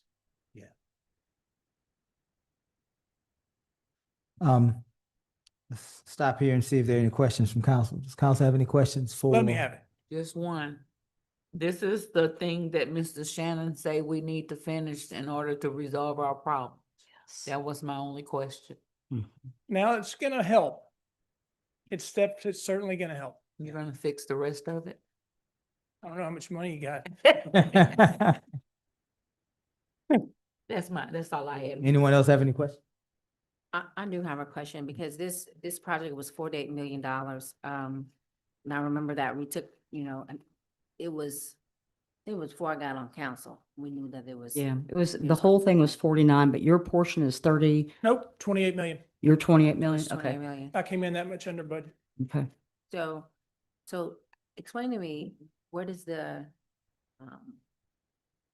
why did it take so long from 21 to what, 24? So you guys got 25. what was happening in that period? I'd like to prepare that for you, so Okay. I'm not speaking off the I don't know. cuff. Okay, no, I would like to know. I don't Yeah. know. That's all I have. I think that's exactly where we need to go, Ms. Holly. I think that we need a timeline. I know that there was a design change. I think that we started with one design. Isn't that right, Brent? We started with one design and the design changed in the middle of the process. But I think it's important for us to be able to have if we're gonna have a discussion about this and inform our residents, we need a full timeline. Yes, sir. We need to know, that timeline should not only include correspondence, Okay. between the manager, and those, interested, parties, construction company, engineering company, but also the manager, and the administration, as it relates to their, correspondence with our council in open meetings, so that we can understand what did we know, when did we know it, and how was it presented to council? Okay. How did council respond? And so we need to do Yes, sir. a deep dive Yes, sir. into this. Because it goes all the way back to Tink Jackson. I mean, that's when it started. It's that many years ago. Yeah. That's when the Absolutely. grant started, when the money came in was in 2021, if I remember correctly. Yeah. The procurement process started under Tink Jackson. The money was not here till after Yeah, Tink Jackson was gone. To your point, Councilmember Lauer, the award happened in the spring of 2021, And I think the monies were not made available until January of 2022 is what I thought. I think that's an accurate statement. So we'll definitely pause here on this and wait for your response so that we can move forward with deliberations and decisions, But if we you re- need us to. But we really do appreciate you working with us and going as fast as you can. We're trying to set new company records. We appreciate it. These guys, you're gonna have to give them a hell of a bonus because Yeah. they're. That's good. I'd like to add something, if I may, Shannon. Your lift stations and the rags, everybody was very interested about it. If y'all want to have an initiative, get it out that every single thing that gets flushed down a toilet that is not degradable, that's a rag. Mhm. That's your problem. If you could get people to quit flushing everything besides toilet paper down the toilet, it won't go away, but it'd be a lot less. Mhm. Because we deal with them every day. Yeah, Wipes. I appreciate you. Thank you. You bet. Well, any questions, y'all are welcome to call us anytime. Thank you. Absolutely. You bet. Brent, were you? It's TX and that's okay. Good evening, council. Just want to give you an update on the lift stations project. Initially, we were scheduled to do, I think, about 9 lift stations, but we're facing the same problem they're facing with equipment procurement. Ever since COVID, everything's delayed, and our first set of equipment is due to arrive next month, July. So that's why they haven't started on the lift stations yet. Because contractors, they don't want to start the project until they have equipment. Otherwise, they'd have to put lift stations into bypass, and it's going to cost them a lot to just keep bypassing, and they can't do anything else. Having said that, due to the delay in equipment and the time frame we have to build those lift stations or rehabilitate those lift stations, they have asked to reduce the number of lift stations that they can do during this time frame, because they have a deadline of January 2027 where they can't do anything after that time. So they're set up to do 6 lift stations now, as opposed to we were trying to do 9. That's where we are. They're scheduled to start next month on those 6 lift stations. Any questions? Any questions for Brent? Is it a done deal after you've done that 6? Will we be able to go back and do those additional 3, or is that? Not with the same funding, but yes, we definitely can do those. They've been designed, but we'd have to fund them a different way, not through the grant. So, there's a grant funding for the 9 lift stations, and now that you're gonna do 6, has that changed the amount of the grant? Or will those funds be sent back? Sent back. Okay, There you go. that's all I have, Mayor.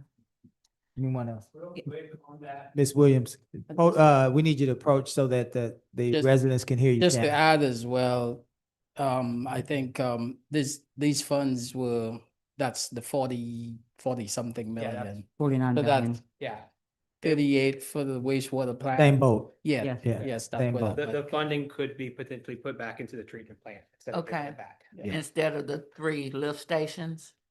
Okay, Well, whatever's left. Yeah. okay. Ms. Williams.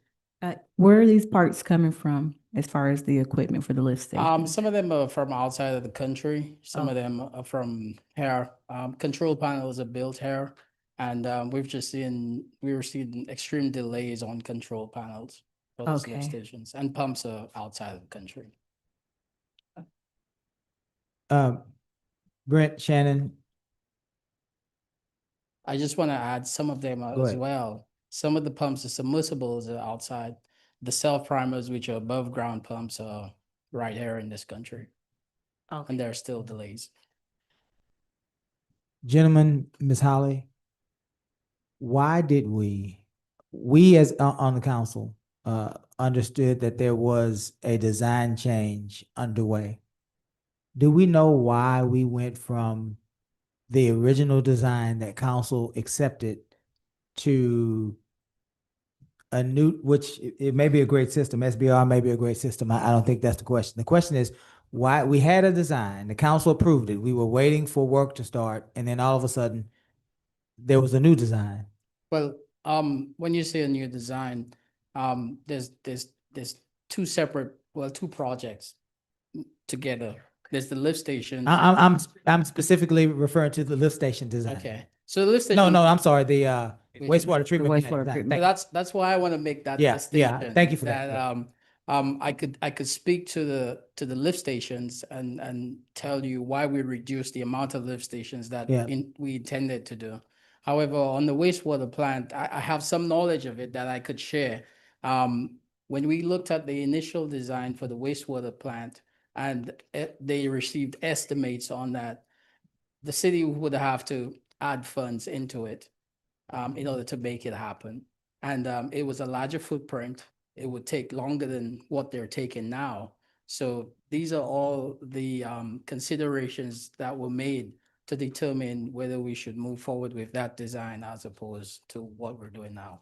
Ms. Holly, we need to know that whenever the administration understood that the design that council approved would And that was presented to council. I remember. the design was presented to council. Well, the decision to change the design was presented to council Right. as well. Right. But When did, I guess you're saying the decision to change the design should have been discussed with council and authorized by That's council. part of the report that we will bring back to you. I believe Shannon's got a very good handle on that.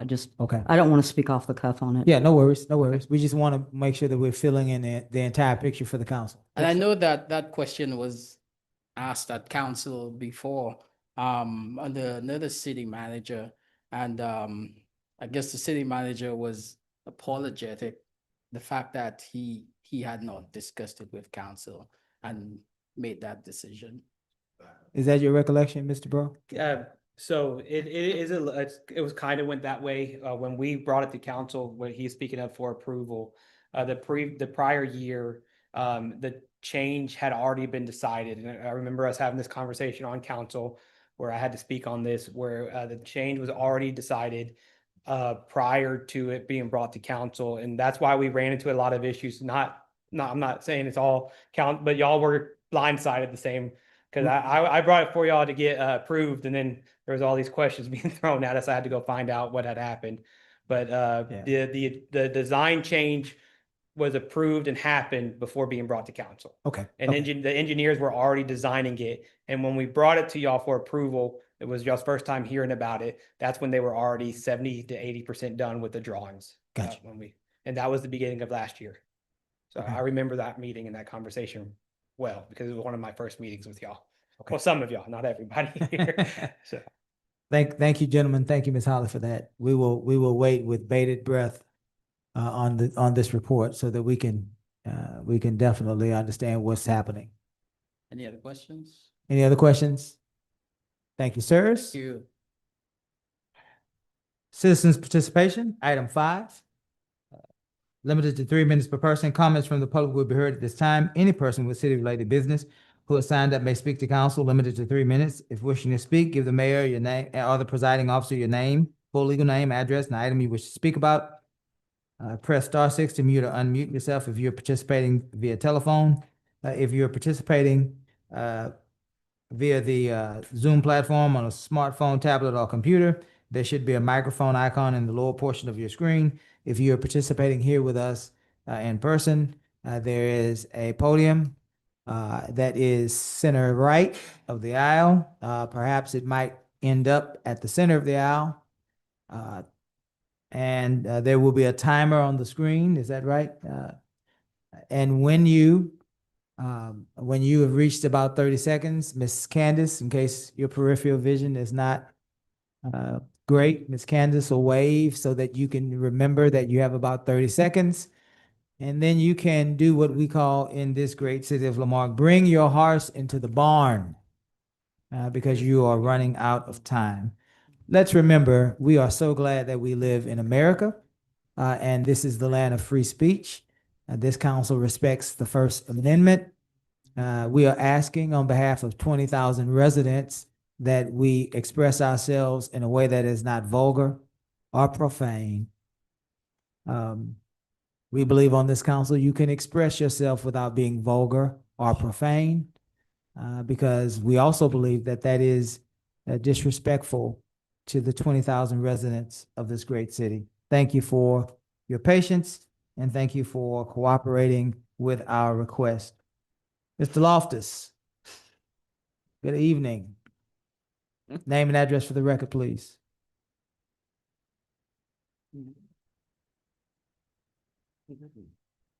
This sign been on the ground for well over a month. And I made a couple posts so everybody could see it, hoping that Public Works who ride by, they say they ride by, would go out there and fix it. Simple fix too. 2 brackets, probably less than $5. And we should already have that in our wheelhouse and, you know, daily stuff to fix these type of things. But yet, after 2 posts, still sitting there, and people say they ride around, but we can't get a simple sign fix. What's the problem? What's the problem? Somebody got an answer? I'm waiting. Hear that in a little while and wait on an answer. We can't respond. I know it. Okay. I think it's a rhetorical question. It was. Yeah. It's really pathetic if you want to know the truth of the matter. Because people say they ride around. If I see it, why are the people that riding around that getting paid? They see it.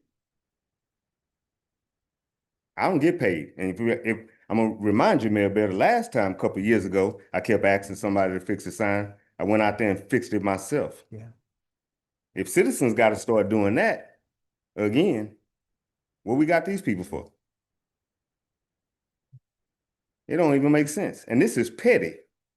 And I can be petty, but I don't like having to do that. But I live here, I'm invested here, and I expect better. This is simple. Simple signs, leaning, missing, and I bring it up all the time, and I ain't seen no results. Maybe 1 or 2 got fixed, and then I guess they figured that was enough to satisfy. Well, it ain't. Y'all just talked a whole hour and something about sewer and all that, which is important because people don't want that in their house. But I'm gonna talk about these signs and street lights. Y'all just did a whole street light assessment and put street lights up around a couple areas. But for the last 25 years I've been in my house, I've been running the street lights on my street. So you know what I did this week? I turned them all off. I ain't paying that bill no more. So my street gonna be dark until City of Lamarque decides that they gonna come and put some of those same street lights that y'all put up around town on my street. Councilwoman Yancey, you've heard me mention this before. I want street lights. I ain't burning them no more. I send you and the former city manager pictures of what it looked like. Dark, ride by there again, it's dark. It's gonna stay dark too. So when the police ride by, they ain't got a good look no more. Why I ain't get street lights? My street was on that assessment. I saw it there. Because the prior city manager showed it to me. But then all of a sudden it's closed up and Johnson Street don't got street light. Well, mine off. And the sign, maybe somebody will fix it. I don't know, but I'm gonna leave it right here. So I brought it here so nobody would steal it because it was just laying there, propped up on the pole. Thank you, Mr. Loftus. James Ross. Welcome, James. Name and address for the record, please. James Ross, 414 Avenue D. I'm not gonna be as polite as Mr. Bro back there about our wastewater treatment plant stuff that I was listening to. That was just a little off topic. Former used car salesman, I'm driving the bus right now, and he's underneath it. That we had for a public works director, brought the changes to the wastewater treatment plant to us 90 days before it all had to be approved. The change was already decided by him and the former city manager at the time. That wasn't he doing a great job. the bar screen, that was supposed to be fixed 2 years ago. I remember sitting right there listening to how it's getting fixed. It's getting fixed. He came every other month with what extra he needed to do to get that bar screen. I mean, come on. And to find out that it hasn't been fixed yet, that was 2 years ago. Dude, really? All right. What I actually came up here to speak about. Went through the agenda, IRS tax forms, dated 2020 again. Hey, my favorite thing. Forensic audit, let's make sure we're going back to 2020. Please, because every time something comes up, 2020 is a start date for everything that seems to be going wrong. Last thing, I'm going to partner with Councilwoman Griffin here and O'Fays and the VFW, and we're all going to get together the month of July, walk a mile, ride a mile, swim a mile, do something that's a mile a day. That's it. That's all we're asking. And then on 31st, going to meet here at City Hall, and it's actually a mile and a half to the VFW from here. No matter how you go, if you go down Bayou to Maine, go out Cedar, Howell out to Maine, both of them are a mile and a half. Gonna start here and all meet at the VFW because it's for every veteran that's out there so that no veteran is forgotten during the month of July. That's all I have. Very If good. you'd like to get in contact through the VFW, Messenger on Facebook. We can make it all work out. Thank you. Thank you, James. Valerie Allen, I thought you had left, my friend, but there you are. Good to see you again. Wow. Name and address for the record. Welcome, gentlemen. Valerie Allen, 2535 Jackson Street. Good evening to you all. My name is Valerie Allen, as already stated. Joining me today, I have a couple of my comrades, and we're representing Thrive's organization. First and foremost, we'd like to say thank you for giving us the time to present to you all an opportunity for community engagement. Our organization was started on April 20th, 2020, and we are committed to our E3 model. Our E3 model is geared towards education, exposure, and everlasting experience for youth development. Today, we are bringing to you all our inaugural Back to School Bash event, which is going to be held on July 25th, 26th in District C at Highland Bayou Park from 1 p.m. to 4 p.m.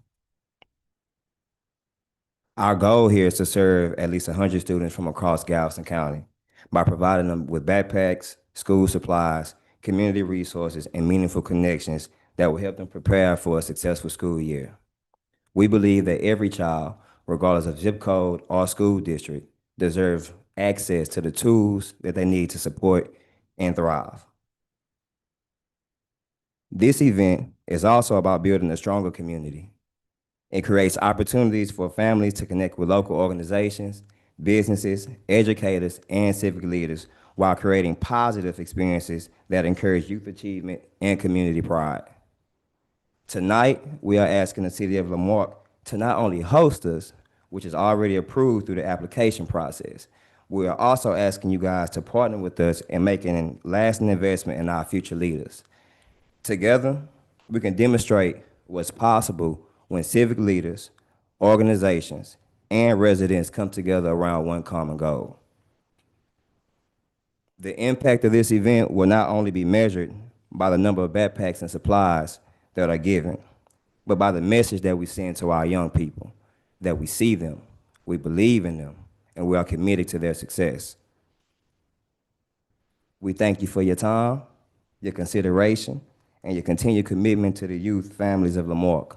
Again, we are Thrive's organization, and it was a pleasure speaking with you all. Looking forward to collaborating with you all on future endeavors. Thank you again. Very good, Mr. Mayor, if I may, here's my card. This is my district, and I'm all in to help you all with anything you need. Mr. Valerie, we cannot respond. I think you know that, but point of information, you said July 25th and 26th. July 2 20th. days? No, July 25th, 2026. Yes, And sir. July 25th is a Saturday? Yes, sir. Okay, thank you. Thank you, gentlemen. Thank you all. Ms. Holly, would you engage this group? Yep. Anyone online wishing to speak? Yes, sir. Welcome. Name and address for the record, please. Anyway USA and John D. Nicola. Good evening. Congratulations, Councilwoman Williams, on your appointment, or actually your election win. Good luck and Godspeed, ma'am. Mayor, I speak tonight because something that happened in the last meeting and something that happened tonight struck me as a little odd. Apparently, there's a type of two-tier justice system that's going on with what's happening in these council meetings. In the last meeting, a council member decided to interrupt somebody during their public comment. And instead of instructing that council member to stand down, give the man back his time, and tell him the next interruption, you're going to be removed from the meeting, you allowed it to continue. And then you turned around and corrected the language usage of the person that was being interrupted. You know, it's 3 minutes that you have to deal with people. You guys should have thicker skin. And your attorney should know that even Cohen versus California, the U.S. Supreme Court case, Fordyce versus Seattle, Houston v. Hill covers the speech that we use in these meetings. You may not like that vulgar language, Mayor, and I understand that, but it's probably the same language you've heard behind closed doors, all of you. Sometimes those words need to be spoken so that you understand that what you're doing is incorrect, and maybe you open your eyes and you see what we're trying to convey to you. Though those words may be difficult for you to hear, they may awaken something in you. Another thing that I noticed tonight is that you kept saying that you guys can't respond. That's not true. I wish you were going to stop spreading that and saying that. It's not that you can't respond, it's because your counsel has told you not to respond. There's a difference. I honestly don't understand why it is that you guys find it hard to have to communicate with the people that voted you into those seats. We don't sit below you. We are above you. Until we break the law or do something wrong, we are above you. We are your equal. We are the ones that are of the people, by the people, and for the people. You're the ones we put there to enforce our will. And when you say things like, we can't respond to you, it's disingenuous. That's your lawyer speaking. That's not any of you up there. And I wish that you would correct that. And another thing, I want to talk about the 4205 is the penal code for interrupting a public meeting. 180 days, $2,000 fine. Then you also have a council member that seems to think that harassment and stalking are the way to go. Chief of Police should be on this one. 4207, that's the statute for harassment. Class A, Class B. You pick it, Chief. How about stalking? 42.072 of the Texas Penal Code. Chief. Sir, you are out of time. We appreciate your comments. Anyone else? Welcome. Name and address to the record, please. I'm right here. It's Robert Harvey. I'm not going to get my address. Can y'all hear me? Yes, sir. Welcome. I think all the increased calls for police service y'all were talking about earlier is probably because Councilman Lowry calls the cops so much. Now, I want to talk about last week's meeting. The mayor talked out of both sides of his mouth. He recommended people follow decorum, but said that the First Amendment is king, which it is. Then the mayor interrupted me twice for saying the words ass and bitch, which technically aren't cuss words if you look them up in the dictionary. Now, let's get back to the elephant in the room. This council is what needs decorum. If Councilman Lowry wasn't always saying 30 seconds left, 20 seconds, 10 seconds, then I wouldn't have said what I said last week. So, Mayor, you need to get your council in order. Now I want to talk about the professional victim, Councilman Lowry. I recorded him and asked him questions outside the courthouse last week and in the hallways at his civil trial for harassment. 2 other individuals were protesting outside and near his car. This type of activity has been happening all of our lives. Just look at the trials of Karen Reed, O.J. Simpson, Derek Chauvin, and many more. Literally hundreds of people and journalists surrounded them, and they could barely walk or get to their car while people were hollering and protesting and asking them questions. But Lowry and his lawyers made a big deal out of one cameraman and two protesters to the judge. And the fact that Judge Grady even entertained this nonsense tells you everything you need to know about her. Now, let's not forget that Lowry recorded former city manager J.B. Pritchett and asked him questions in the same hallway when J.B. had his court date. It's too bad Lowry's Facebook page got deleted by Facebook, or that video would still be there for us to see. Let's never forget when Lowry and his wife showed up on private property and surrounded my truck. Lowry screamed and hollered obscenities at me inches away from my window and threatened me with violence. Lastly, Lowry did a live stream this week crying about the government won't give him a restraining order against me. It's because the only time I ever go anywhere it's at a city council meeting or a courthouse, which are public buildings. He's an elected official. I have the right to go to these places. 30 seconds. Protest and ask questions. He's shown up numerous times at gas stations I was at to harass me. He's shown up where I'm live streaming to harass me numerous times. He stalked me, stopped his vehicle in front of my truck on Highway 65, tried to start a road rage. Let's not forget his wife constantly leaves harassing voicemails on my phone. They're harassing and stalking me, and everyone knows it. That's why he can't get a restraining order against me, and it's all documented on the Joseph Lowry playlist channel. Mr. Harvey, your time is in it. Thank you. Any others? Mr. Mayor, I'd like to call a point of order for a second. That's the perfect example of what I was just. Wait. Are you a new speaker? No, that was Mr. Okay. He interrupted my time again, Mayor. Okay.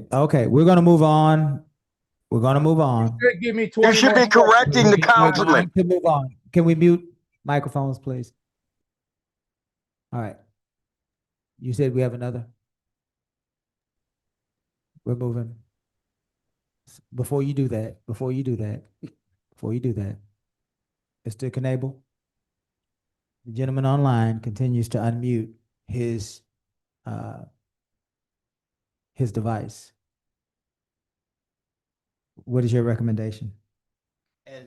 My recommendation is the same as it would be if this person was in person and continuing to speak out. You've asked him repeatedly to stop. He has refused. He may be removed from the meeting at your direction. Would you remove him from the meeting? Are there any other persons wishing to speak? Yes. Well, hello, name and address for the record, please.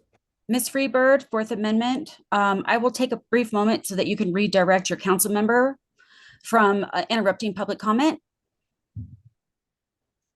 Take your time. Start the timer, please.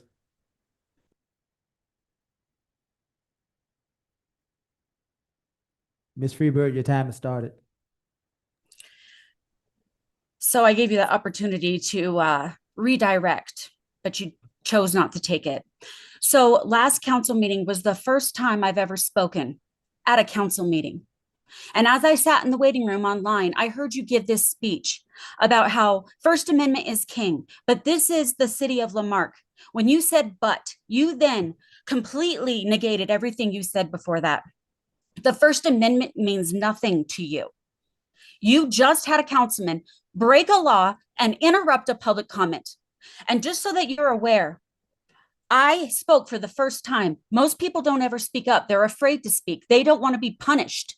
Vulgarity and profanity is literally supported and protectively constitutionally correct. I can get up here and say, fuck Councilman Lowry. That's within my rights. I can articulate myself just fine without using that language. But that moment right there, that shit's going to go viral. Shame on you, Mayor Bell. Shame on you.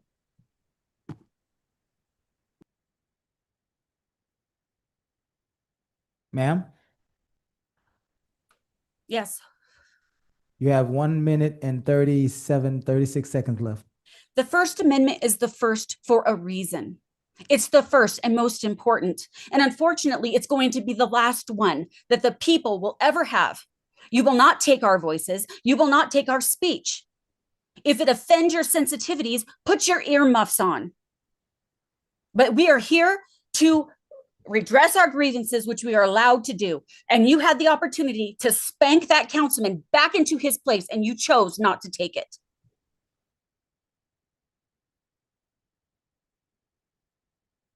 You have a minute left, ma'am. I will allot that minute for you to redirect your counsel for interrupting a public comment. Take my whole minute. Everybody can think about it for a second, because we don't need Lowry screaming 30 seconds. We know how to tell time. We can see the clock. Please redirect your council member. You want decorum? You want to take control over your proceeding space? Keep in mind that that table that you sit at is the people's table. We put you there. Take the moment. I will give up the last few seconds of my comment for you to redirect Councilman Lowry for interrupting a public comment. Silence speaks very loud. I'm going to let that silence ring.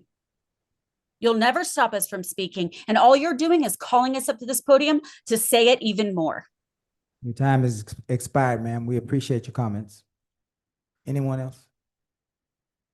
Welcome. Name and address for the record, please. Good evening, Mayor and Council. This is Brandon Towski. Can you hear me? Yes, sir. We can hear you. All right. Tonight I want to speak about the foundation of government legitimacy and the public trust that makes legitimate government. This foundation is cracking, and we can see it at the federal level all the way down here at the city level. In America, government derives its authority of the government. That is the very basis of our constitutional system. But consent requires participation. Participation requires. The trust is gone. And local level. Whether we agree or disagree on policies, we should all be concerned when the citizens participate in the process. Low passion that people have lost confidence that the government is listening, representing them, and doing what's best. This crisis of confidence extends directly to law enforcement, where legitimacy depends almost entirely on public trust. Once trust is lost, authority becomes increasingly dependent on force rather than cooperation. The Department of Justice, through a National Institute of Justice study, reveals statistics that should concern every American. According to that study, 84% of officers surveyed reported witnessing a fellow officer use more force than was necessary. Even more troubling, 61% stated that officers do not always report serious criminal violations involving fellow officers. Whether these numbers have improved or worsened since that study, they reveal a serious challenge to public trust. When citizens believe misconduct is ignored, concealed, or excused, confidence in the system deteriorates. Every elected official in this room and every officer serving the city took an oath to uphold the Constitution and protect the rights of the people. That oath is not a promise to protect institutions, reputations, careers, friendships, or political interests. It is a promise to protect the rights and liberties of the citizens you serve. The key to moving forward is doing what's right and honest, no matter what. What is right is what's right for everybody, what's best for everybody, not just what's convenient for a select few.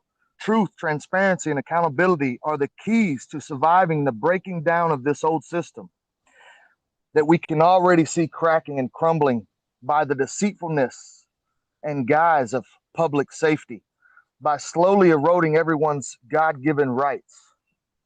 When you shield yourself, your family, friends, and colleagues from accountability through fluffed statistics, lies, and legalities, it only strengthens the storm that will inevitably tear down your Tower of Babel. Thank you. Thank you, Ms. Kantowski. Anyone else? Very good. We are definitely hearing those comments. We will certainly deliberate individually as council members, and we will do our job to focus on the people of Lamarck and honor free speech. Thank you all for your participation. Item 6, consent agenda. I believe that Ms. Candace is requesting that we pull item 6.1. Is that right, Ms. Candace? Let's move to item 6.2. These are the regular city council minutes of 5/11/2026. I will, Hold on. Mayor Bell, yes. can we approve 6.2? That's what I'm moving toward. Yes, Oh, ma'am. okay. Yes, ma'am. Sorry. I am entertaining a motion to approve regular city council minutes of 5/11/2026. Is that a second? Second. Any additions, any corrections or amendments? Hearing none, we'll call for a vote. All those in favor? Aye. Any opposed? Item 7, old business, items presented to council for discussion and possible action. Forensic audit, revisiting council requested additions to the request for qualifications regarding a citywide forensic audit. This is brought to us by District C and District B. Mr. Lowry. Forensic audit, it's the 5-year nightmare that the citizens want to get behind them. It keeps getting kicked down the road. I think that we need to come up with a date, a hard deadline of when it needs to be done. The citizens have asked for it for 5 years. We had somebody speak again tonight, going back to 2020, since 2020. And it should have been done. It should have been out. We should have people working on it already. And it should be also, if necessary, part of the budget process. I said that, that's something we need a budget for. And for some weird reason, it keeps getting kicked down the road. And it's a very, very, very bad look for this council. I've got nothing to hide. I want a forensic audit. They can audit my personal account too if they want. It doesn't scare me. I got nothing to worry about. So let's move forward with the forensic audit. Stop kicking the can down the road. Give the taxpayers, our boss, what they want and get it over with. But to keep kicking it down the road, it's making everybody up here, not you and Ms. Griffin, but it's making us look bad. It's making us look real bad. If there's nothing to hide. Did he say not me? He said not you. Not you. If we've got nothing to hide, let's get it over with. Right? Let's get it over with. You've been here for how long, Miss Hawley? Coming up on 11 months, and I 11 believe months we've had to the get this council forensic audit. authorized this a few months ago. What made it go slower is we were going to bring this in by order of priority, because every time you do one, you have to write up an entire proposal for what you're doing. And when the council voted to take it to 15 items, then Worth had to write each of those up. And so it took time. Now it is scheduled to go to the Finance Committee, and then it should be coming back to the council in July. It doesn't have the specificity that he would have preferred to have with all of those items, because the firms need to know what they're actually bidding on. But we have moved it, and we have been working with the Finance Committee on it. Nobody's kicking it down the road. We haven't been here. I think Worth is less than 10 months. The council just approved this a few months ago. And so that has been in one of the work orders in the midst of him also running the financial issues for the city. So nobody is delaying it or denying it. It is in process, and it should be coming back to you next month. The process is going too slow. Number 2, there was only 4 minor things that the committee, which I have no part of. I have no voice. My district has no voice of any part of that finance committee. I've asked for, and I want somebody to be part of that committee. I want to pick somebody to be part of the audit finance committee. I'm asking for that again. Secondly, you say council decided to put 15 items. No, those 15 items were the taxpayers. I was the voice for the taxpayers. Council was going to do 3 or 4 minor things, and the taxpayers, through the meetings that they had with Mr. Ferguson, had 15 items. So again, I listened to the taxpayers, while up here, they only want to do a couple things. They want to know everything, and they have the right to know everything. So let's give them what they want. And for you to ask me to change my vote to the 4 minor things was extremely inappropriate. Extremely inappropriate. And I don't like that smirk on your face. It's disgusting that you would even ask me to do that. The taxpayers want an audit. Give them the audit. And if we can make a deadline, let's make a deadline. But stop kicking it down the road. And again, I'm asking, I want a voice on the finance committee. I want a voice. I want a voice for my district. I want somebody that's proficient in audits. And I know somebody. Unless we're afraid to have that on there, I'm asking for it. Is there any issues with me adding somebody to the finance committee? My comment on that is that appointments to the finance committee are not on the agenda, so council should not be deliberating on it, and that includes, does anybody have any issue? Like deliberation Asked means, for it before. well, I believe I've made my point regarding the agenda. Yeah. Were you done? Yeah, so let's get it done. Let's get it done. Okay, okay. Well, let's look at a few things, Mr. Lowry.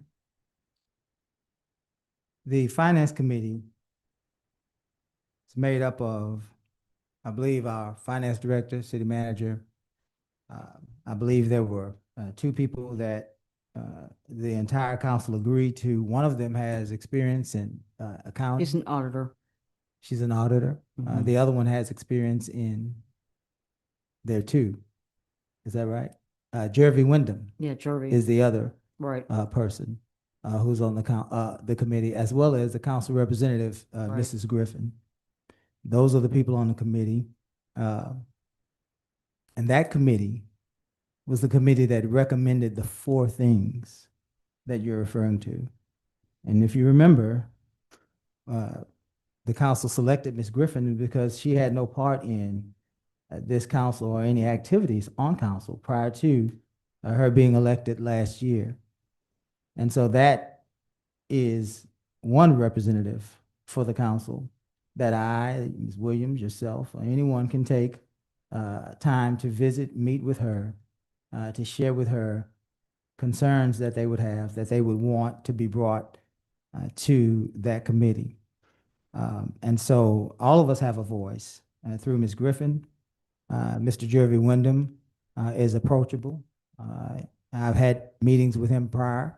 And I don't even know the lady's name. Miss Harriet. Miss Yeah. Harriet. I'm sure that we can, as an individual council member, we can visit with Miss Harriet, Mr. Wyndham, Miss Griffin. I can't speak for Worth or Miss Holly, but I'm sure Miss Holly would make her staff available if necessary. But the point and all that. Mr. Osteen and so is Mr. Osteen, you're on that committee? Yep. Mr. Osteen's on that committee. Who else did we miss? EDC. Alex. Alex. Alex Getty. So Mr. Osteen is you live in B or C still? You B? You are C's appointment to the EDC. And so you're Mr. Lowry's appointment to the EDC, right? And so there are a whole host of people, Mr. Lowry, that all of us have access to, so that we might be able to communicate the concerns of our constituency, the concerns that we have as individual council members. That door is always open.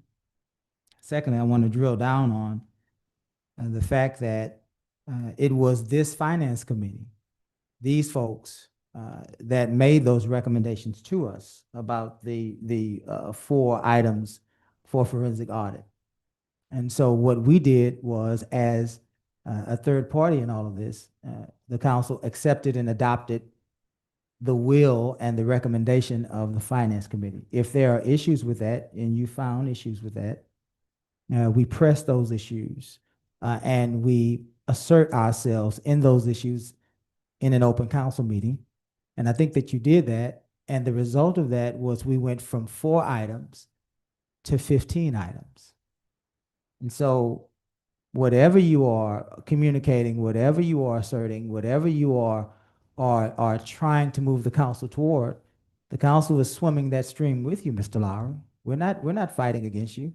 Nobody up here is fighting against a forensic audit. We are inviting that not this council, excuse me, Ms. Williams. Council created a finance committee. The council directed that finance committee to do its work. The council had no part. I don't know any council member other than Ms. Griffin that actually showed up or attended any of those meetings. When Worth Ferguson was having meetings here, seemed like every week, and he sat in a chair down in the middle of this council chambers to answer any and all questions that were brought to him. No council member showed up to those meetings with the exception of you, right? So I wasn't there, Ms. Yancey wasn't there. None of us were there. And so the truth of it is we have nothing to hide, Mr. Lowry. Number one. Number two, the reason why it is slowing down is because we are adding 11 additional items. And what has to happen is those items have to be put out for requests for proposals to be bid on collectively and individually, Mr. Lowry. And that takes time.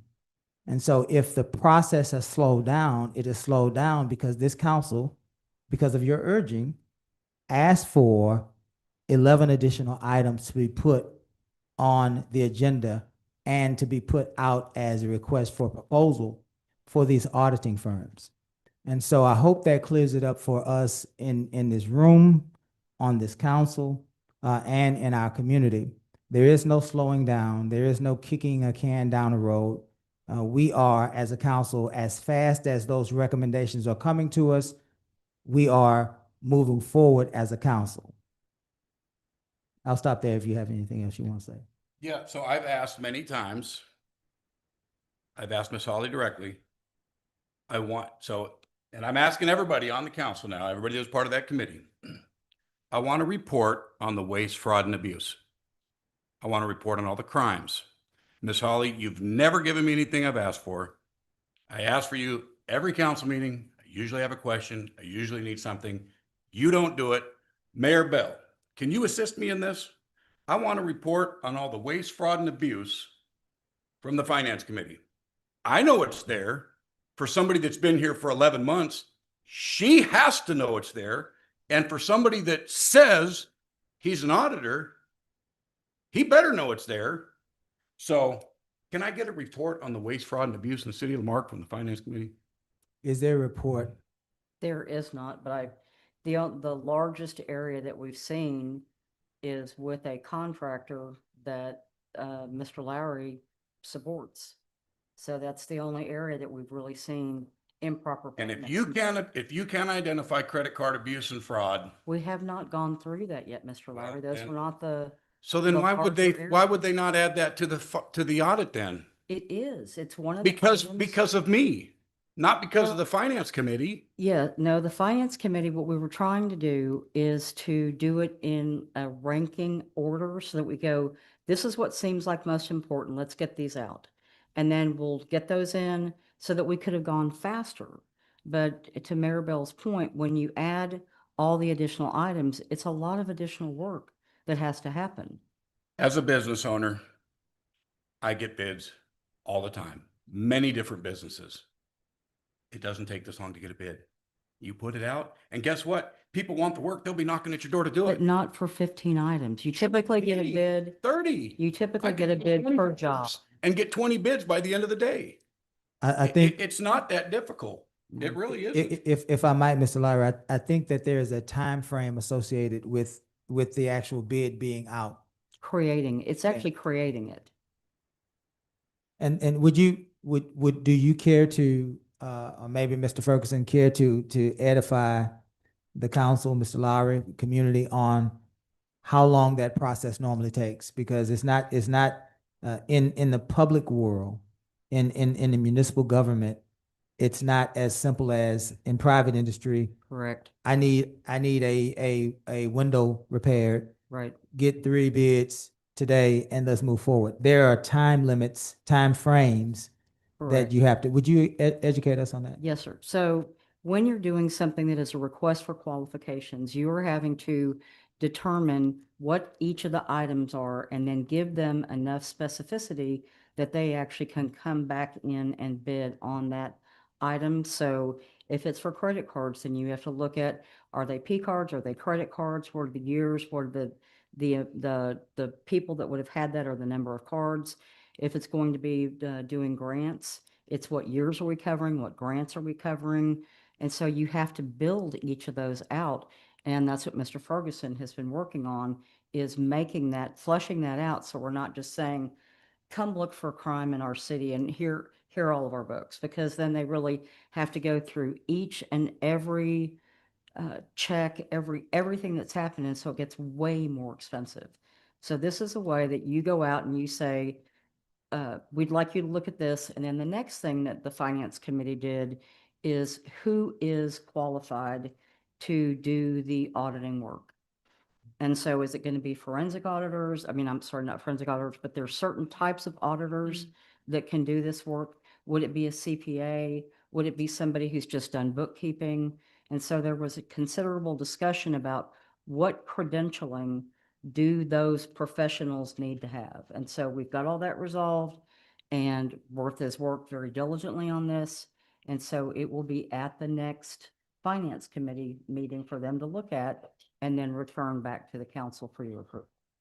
Let me ask you this so we can clarify this. Once all of that is done, and the council votes to, if the council chooses to approve this, and it becomes a request for a proposal, is there not a time limit that request for a proposal has to be open? You can't just say sir. the first 5 bids, if they happen in one day, we'll close it. It has to be. That's correct. Oh, do we happen to know what that time frame is? We'll probably do 30 to 45 days, I would think, or do you think that that's a sufficient for someone to review all 15 items?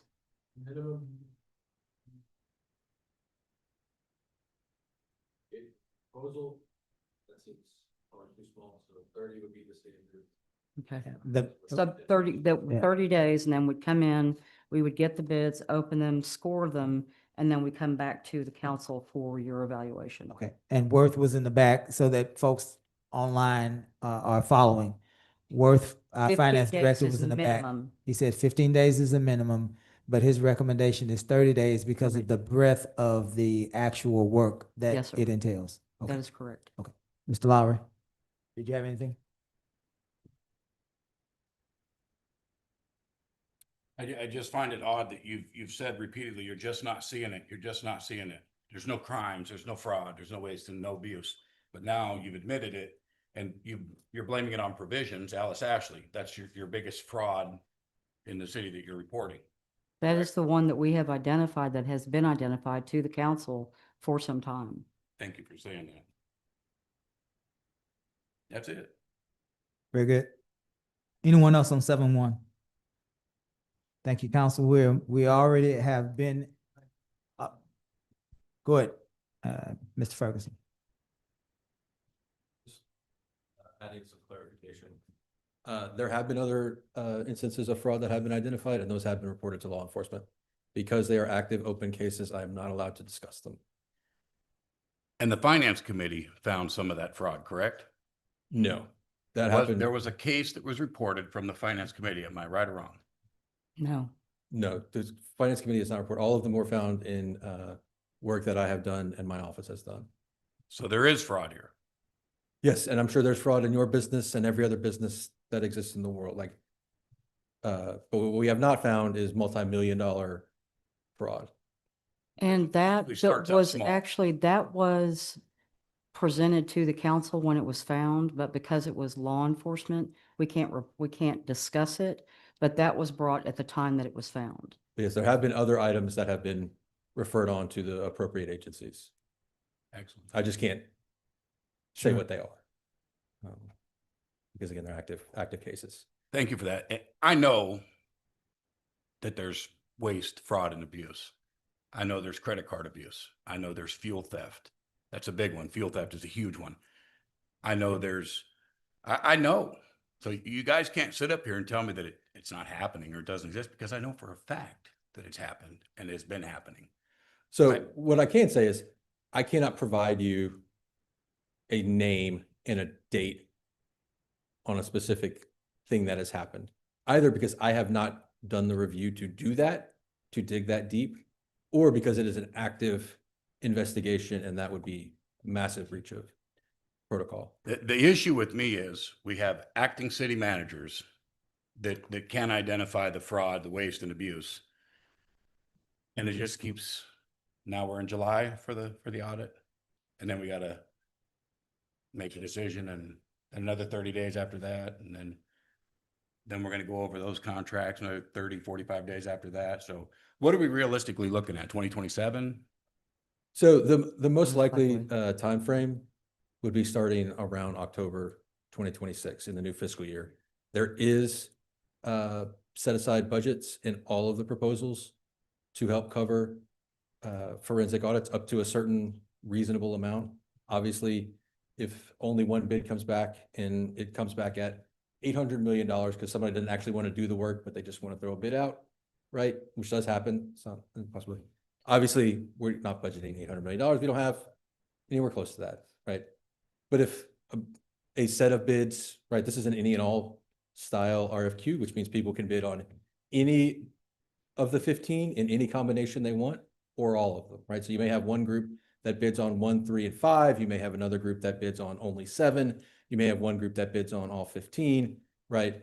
The finance committee is going to, when the bids open, review all of that, determine do they actually meet the qualifications that are required in the RFQ, which I will have a chance to approve and look at, right?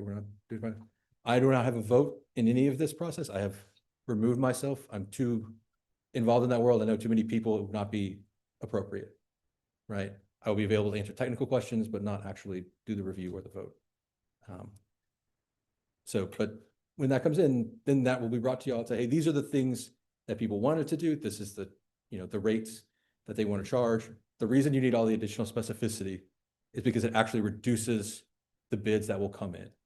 Because if you say, yeah, the cost. So if you say, I would like you to look at everything, they have to then guess what that everything actually is. How many transactions? What's the actual dollar amount? How many people are involved? How many systems, right? What's the average transaction size? Where does a de minimis transaction come in versus a material transaction? All of that has to be guessed at if you just leave it as a very blank statement, right? The reason you do that extra work is you provide all that, and then they can come in and say, okay, based on our knowledge and our expectations, it takes us, and I'm just going to, an hour to review 20 transactions in credit cards, right? And then if we find something, then there's additional investigation. We expect to find something 10% of the time that requires additional review, right? They can then build a schedule in a time frame that allows them to come up with a much more precise figure to make the bid at, as opposed to having to guess. And if you have to guess, you always guess high, right? I'm sure as you bid things, if somebody came and said, I need concrete poured, and said, give me a bid, you would probably not come in at a low bid. You'd probably say, as an example, I'm going to bid $1,000 because I want this job. And they say, I need 10 million, trucks that go in for the, right? You always have to assume the most insane thing if it's not hyper detailed and specified. And so that's where this work is focusing, right? Is to make sure that we provide them that information so that we can get accurate, viable, good bids. And we'll see what that looks like when it comes in. Again, I can't guarantee anybody's going to bid on anything, or maybe we'll have 50 bids on a whole slew of different things. But without the specificity, we're not going to get good bids. And so that takes time to look through and pull all that information, get it in a way that is clean, simple to understand, and all of that. So that is what is taking the time. And I guess this would be a Gus question. If there's a citizen in the community, actually there's several that actually did audit specifically. Some of them did it for multi-state, New Mexico, Texas, Oklahoma, Louisiana, Alabama. If that person or people, which they've already said they said actually 3 people have said they would donate their time to go over and do portions of a forensic audit. For instance, one person said the credit cards, he could do it probably in a couple of months. Is that something that a citizen could do with NDAs and whatnot to save the taxpayers money? So that's really more of a Gus question. Yeah, that would depend. I mean, that's just way too hypothetical would depend right on NDAs, who this person is. Just because you say you're going to volunteer your time doesn't mean that council doesn't still mean that just because let me say this a different way. Just because somebody says they're going to volunteer their time doesn't mean that they shouldn't have to apply. Also, have I money is spent? Well, it's not possible. So like if a single penny is spent on that individual, right. Well, that has too. to go through procurement. Yes. That too. So that's one part. Well, no. Well, Oh, no. no. Money is every time you turn on the lights, taxpayer dollars are spent. This meeting, your city clerk, all of your employees who are sitting here are costing the taxpayers. So just somebody's volunteering. If a city employee spends a second of the day, it is costing taxpayer dollars, period. And that is worth. And so now, instead, I believe where Worth is going is saying, instead of having a company compile these records and do all of the data, the city's going to do it. And then, so that now, instead of the company doing it, now the city is going to have to spend taxpayer dollars to do it. That's the point Worth is making, I believe.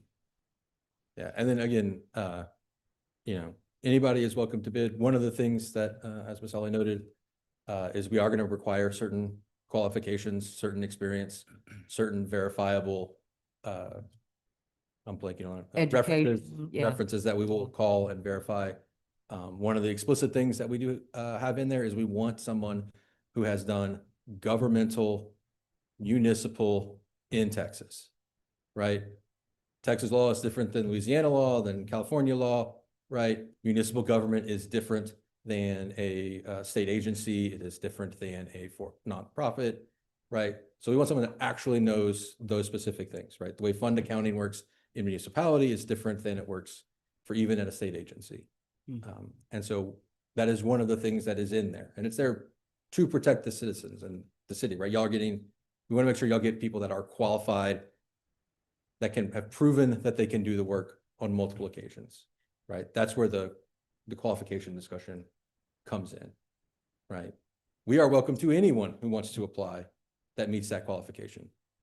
You're welcome to apply if you don't meet it, but the chances that you would get awarded are zero, but because they are the minimum qualifications.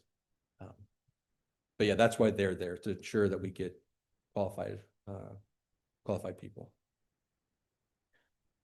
One last question. Has anybody looked into the nonprofits going back to 2020? I believe did you ask for that as part of the audit? For the forensic I believe audits? that is, On the 15 items, I don't remember. It's one of them. it's one of them? Okay. It's one of them, yeah. So then that will be part of it. And the reason I ask is because that was an open record that I submitted requesting nonprofits, and my response was, we don't have that information. Well, if we don't have that information, we probably shouldn't be donating to nonprofits if we're not tracking the money. It was a big red flag for me.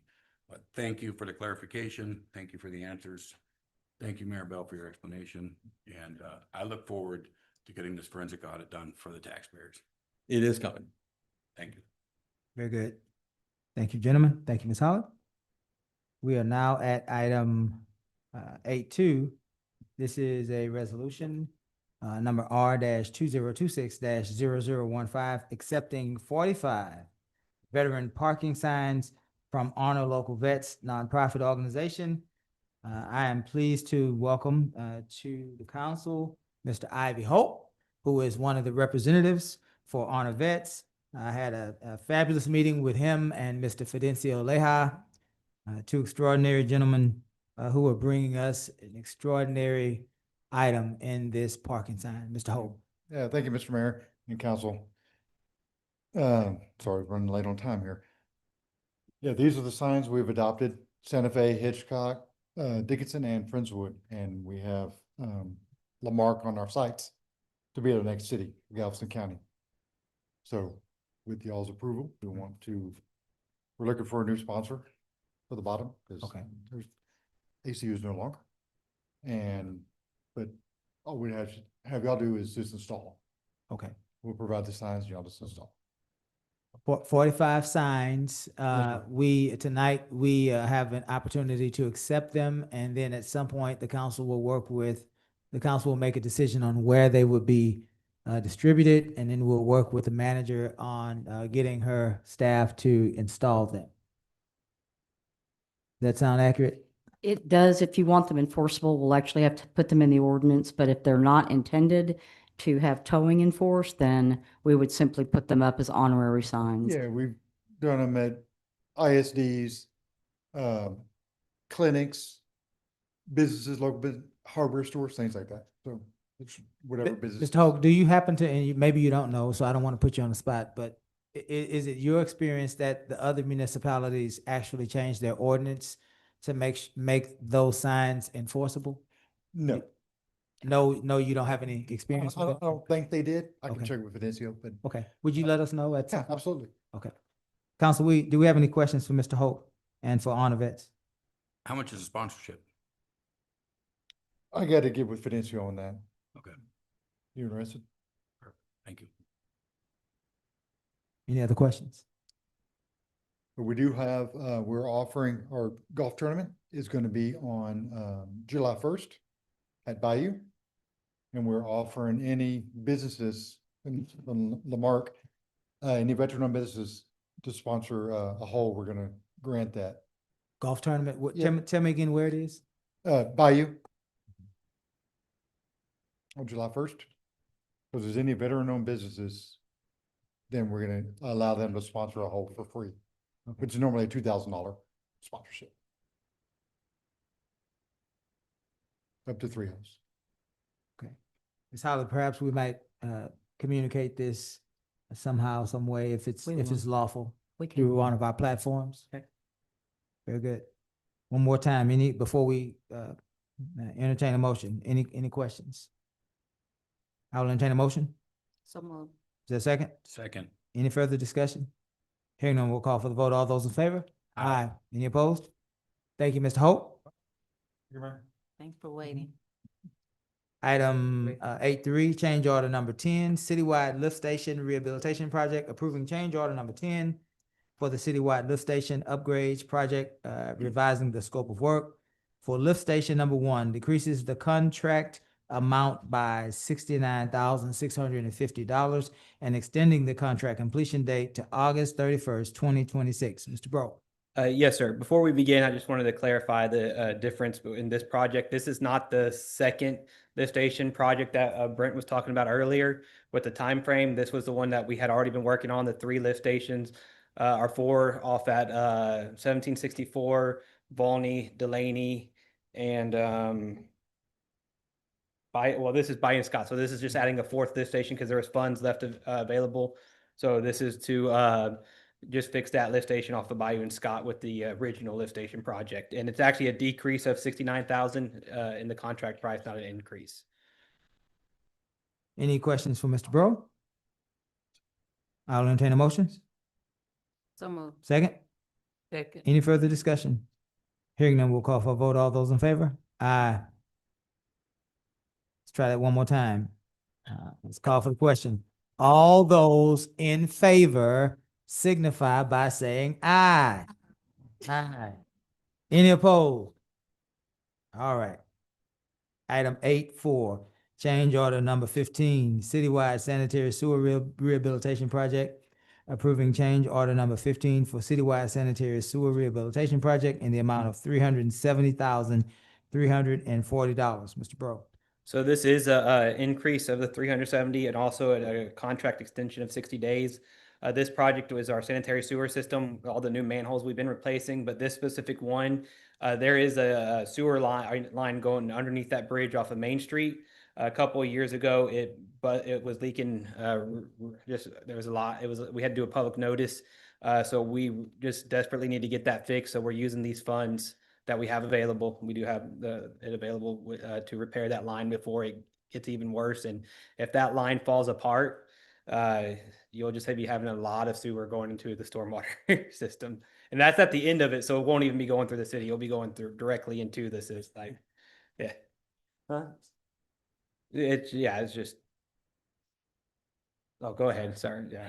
Sorry, council. It's not an increase in the contract. It's because We're we moving the have funds. funds available. Okay. Initially, this line was supposed to be cured in place pipe. However, because of the state of the line, we're unable to do that. So we pulled it out of the project because we couldn't use that method. However, that section is critical. It could potentially be an SSO, which Shannon described earlier. So that's why we're addressing it now using the funds that we pulled out of the contract. Okay. Any questions on item 8.4? Yes, sir. Mr. Lowry? Is that line still going to run through concrete, or are you guys going to go around that? We can't move it right now. We will be encasing it. So it's just going to be in case? Yes, sir. Okay, I was wondering about that. Any further questions? I will entertain a motion. So moved. Is there a second? Second. Any further discussion? Hearing none, we'll call for the vote. All those in favor? Aye. Any opposed? 8.5, final acceptance of Newman Road, Moss Street, and Rosewood Drive sanitary sewer improvements project, authorizing the final acceptance of Newman Road, Moss Street, and Rosewood Drive sanitary sewer improvements project and project closeout. Mr. Burrow. Yes, sir. This was just that, one of the impact fee funded projects that y'all approved last year. It has been completed. So this is just the project approval, to close it out. Any questions for Mr. Burrow on 8.5? Hearing none, I will entertain a motion. So moved. Is there a second? Second. Any further discussion? Hearing none, we'll call for the vote. All those in favor? Aye. Any opposed? 8.6, IRS reporting fiscal years 2020 through 2025 determination, reviewing the IRS determination relating to fiscal years 2020 through 2025. This is brought to us by Finance. Mr. Ferguson. Yes, so you have in your packet the 1058 form from the IRS. We received notice from them a few months back, and it was informed to council by email that there was a fine that they were going to assess to the city. It did not specify what that fine was for, so we tried to figure that out. I met with the IRS at their Houston location last Tuesday, or within the last couple of weeks, to get a full reading and a final determination. This fine relates to specifically reporting that was not filed from the years 2020 to 2025. The majority of these items are small, non-standard reporting that is made. There is some standardized reporting in here as well. There is none of this relates to the city not paying taxes.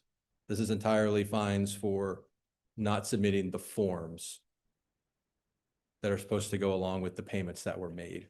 There's no part of it that is actually unpaid taxes. It's entirely fine about that. And again, it goes back to 2020.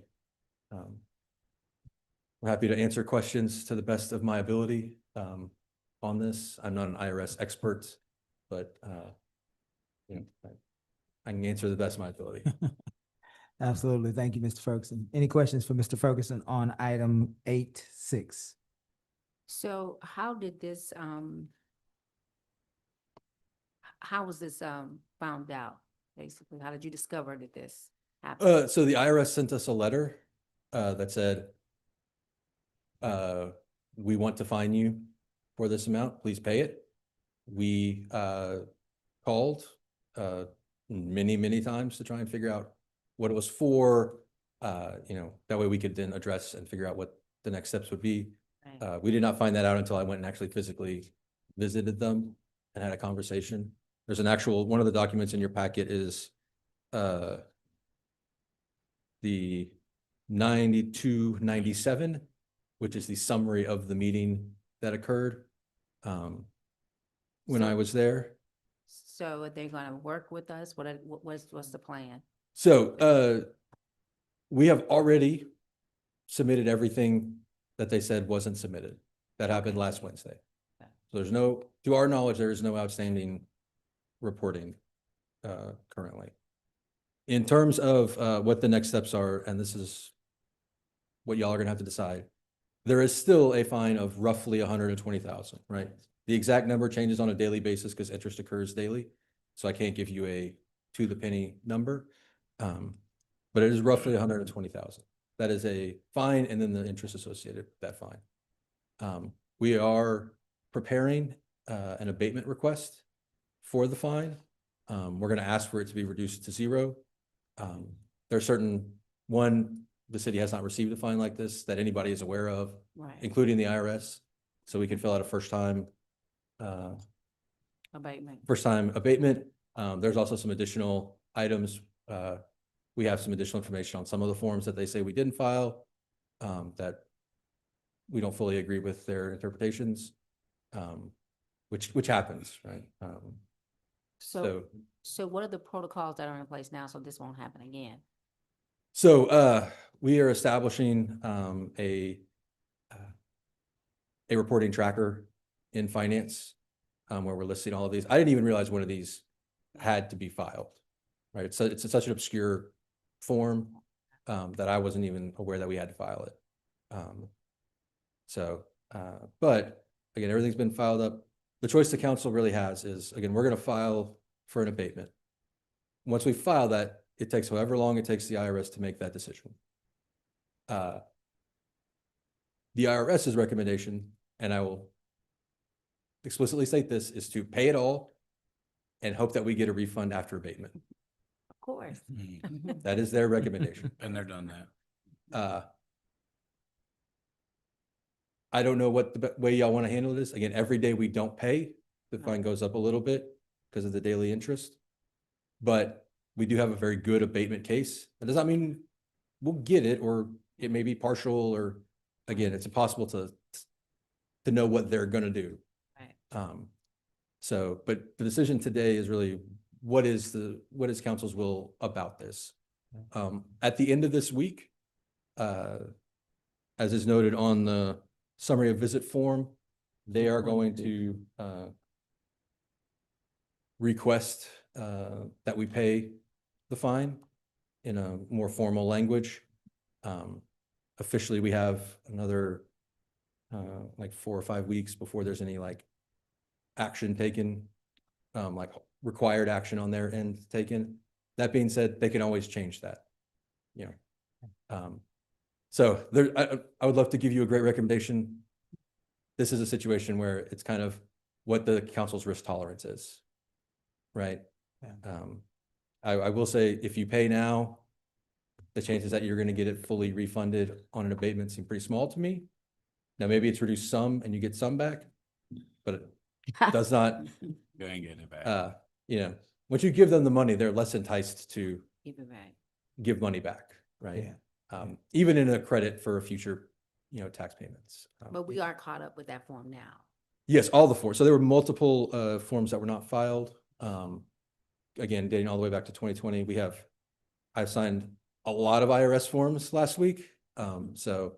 We've caught up on all that. Almost all of them were for $0. There were forms where we do the taxes on a yearly basis.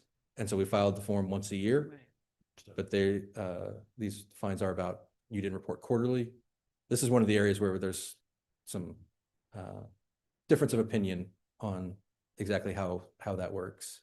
And again, we've got asked some people that actually do this for a living, and they're the ones that provided us the IRS code that differs from what I was told in the meeting. But yeah, it's really y'all's choice on how y'all want to move forward, what kind of timelines y'all want to put on it. I can't make it, right? It's above any of our ability to spend. So it's y'all's choice. Yeah. Any further questions? Yeah. Tax is one of my favorite things. I would recommend highly not paying it, and then get a 911 form and fight it. But once you pay it, it's gone. You're never gonna claw it back. Once they got your money, you're burnt. Trust me on that one. And yeah, so for clarification, there was, everything's been paid, but in businesses and government, there's a quarterly form or annual form that you have to fill out.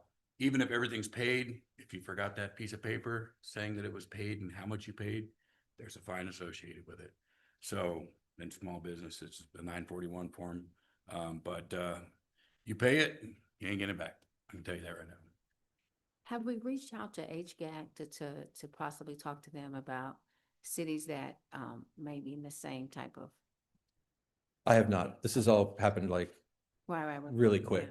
That may be, something we can do to see if HGAC can help us out. I know they do have representatives that help with the IRS, and they do have that, I'm not sure, I can't remember the name of it, but there's a federal help line for businesses and cities. That where you can help to get to see how to word the abatement, because, I mean, even if we say we want the abatement but it's still piling up. Yeah, so I We'd mean, like there's, to come back to the council, so we kind of update have of to. it. Yeah. It has to. every meeting. there's an actual form you have to fill out, as you would expect with the IRS to request an abatement. Part of that form does have a section for first-time requests. And then there's the narrative that you're using to request the abatement that you attach to that form and submit it in.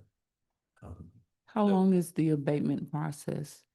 So it takes us however long it takes us to write it and Mhm. everybody to be comfortable with what we're requesting. Once we submit it in, it's however long it takes the revenue officer who is in charge of our case and that person's supervisor to review it. That might be 1 day. That might be 3 weeks. A year. Like I get, yeah, probably not a year. But Yeah. you know, I get, unfortunately, all of that is sort of, And How- what's the daily fine? it's a percentage. I don't know it off the top of my head, but it's not a huge amount every day, but because it's every day, it adds up. Anyone all I else? have. Anyone else? I recommend a tea party with this. Worth, I don't want to spend a lot of time on this. I wanted to gain some clarity for our community about process. Talk a little bit about, and literally this is going to be 30 seconds if you work with me, about what we're doing here with this. And then talk about what you are, Ms. Holly, you and Ms. Holly are recommending for us to do as a form of action. What I don't want to spend a lot of time on is, and this is a yes or no, or this is a one sentence answer, please.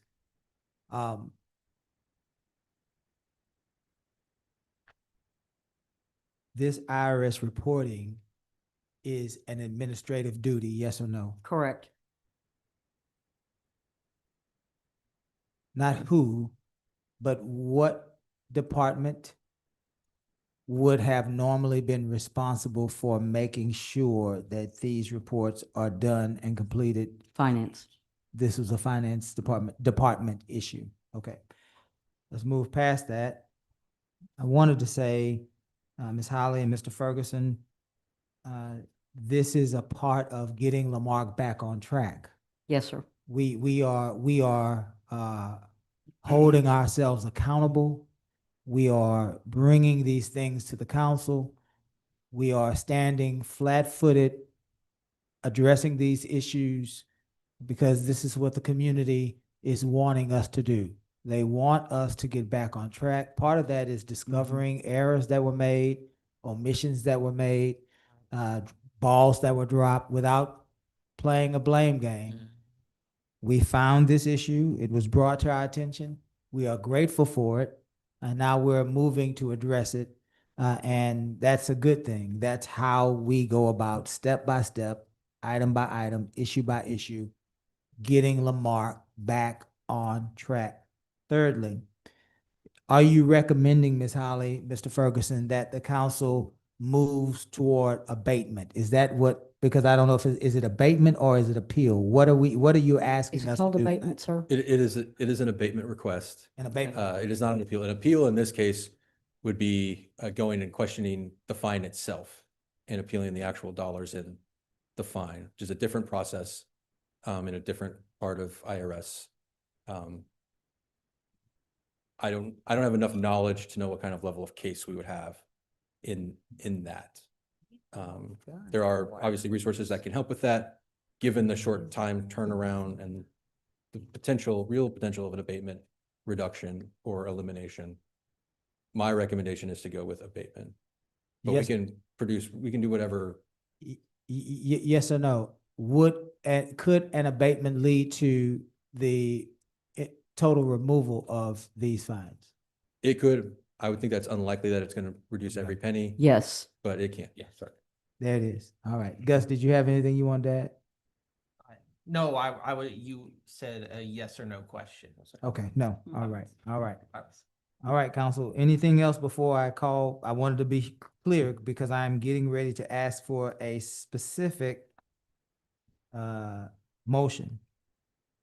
If you want to make a motion that is not that motion, you have that right.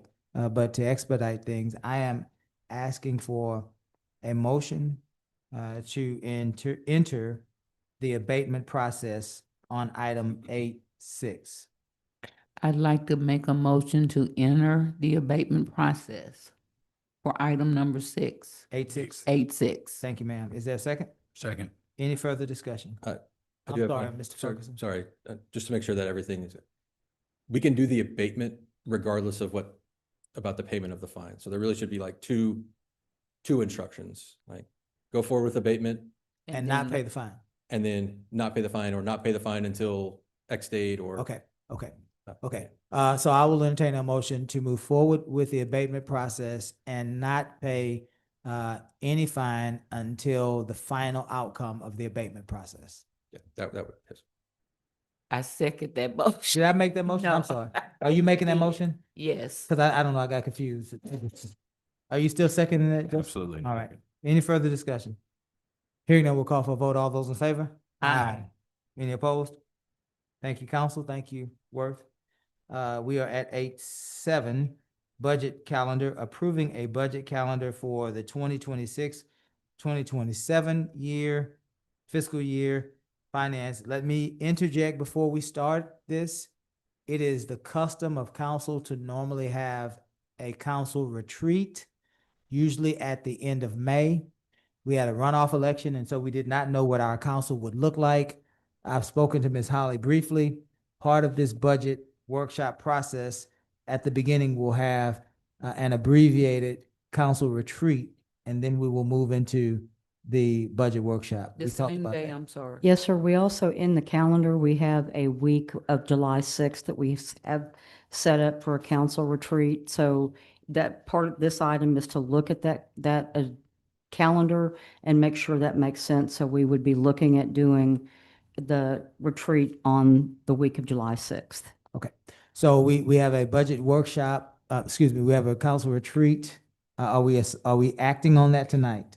Yes, sir. You are acting on not the date of the retreat, but the week of the retreat. So in the calendar, if you accept the calendar, then we will move to establish those dates. And for the purposes of this agenda, that retreat is considered a retreat that is primarily dealing with the budget and the finances Yes, of sir. our city. Yes, sir. Because Gus won't allow it if we don't make sure that we define it as such. Okay. Okay, now let's move to this calendar. Ms. Holly, did you want to take the lead on the calendar? I will if I can pull it back up again. Worth, maybe you know it. Maybe Worth has it in his suit pocket. So we have the week of July 6th as a council retreat. The 13th, Worth and I will present our budgets, or we balance the budget. And the 27th, we would present that budget to council.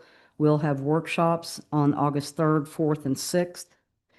August 10th, and then August 12th, we would announce the tax rate. On the 24th, we will publish the tax rates and do the first public hearing notice. On the 26th, we'll do the budget and tax hearing and first reading. On the 14th, we will publish the public hearing notice. The 27th, we'll do the second budget and tax hearing. And then September 30th is the last day, but we would actually be adopting on September 27th. And then the fiscal year begins October 1st. How many, tell me again, only the budget workshops? Okay. And when you tell me the dates, would you please, somebody tell me the days? The week of the 6th will not work for me. And I need more notice. I'm a business owner. I operate a business and I'm out in the field. So that week I specifically have a federal case against the city of Lamarque for violating my civil rights that I'm going to attend in the Fifth Circuit Court. It's not on August the 6th. Oh, it's July. Oh, this is August? July. No, So So it's in July. the council retreat is, The council retreat. Yeah, the budget workshops are the August. and we can, this is still a flexible calendar. We can move things around. We can even flip. If y'all want to do more public workshops before you do the council retreat, we can do that. It's entirely up to y'all, kind of how y'all want to do that. I will make one other note that is important to note when we're talking about dates. It is included in your packet. If, and this is not a request to do this is just informational. If you want to adopt a budget that requires a voter approved tax rate where the voters will actually have to vote, the dates on that are fundamentally different than the dates currently proposed here. This is dates that only work if there is not a voter choice. It doesn't go to that. If you want the option for voters to choose, there's a handout behind this in your packet that goes through what those dates would look like. But they basically move everything up a month, which in this case just squeezes everything much tighter.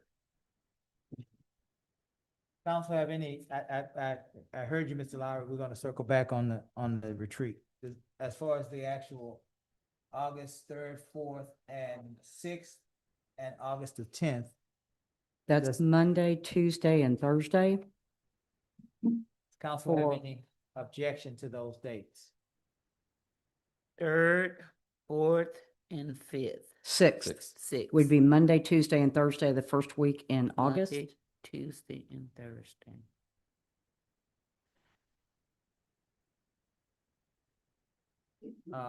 And then a workshop on the following Monday, August the 10th.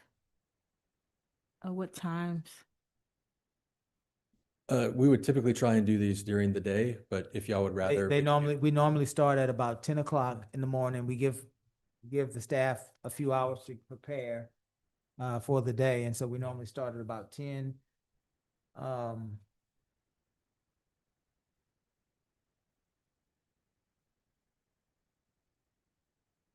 And again, this budget cycle is slightly different in that we've got 3 different proposals that we have made available to y'all that all look at it on a different style. So there's a no new revenue proposal. There's a 3.5% increase, which does not require voter approval. And then there's a voter approval significant tax, a tax increase proposal as well. And each have their own pluses and minuses. That's why we wanted to provide all of that information. But again, if there's going to be a vote, that fundamentally changes the calendar. So that needs to be figured out relatively quickly just to make it possible. Anyone have any conflicts on those dates? I may have a conflict on August the 6th. That's the Thursday. That's the Thursday, yeah. Yeah, I have leads that day.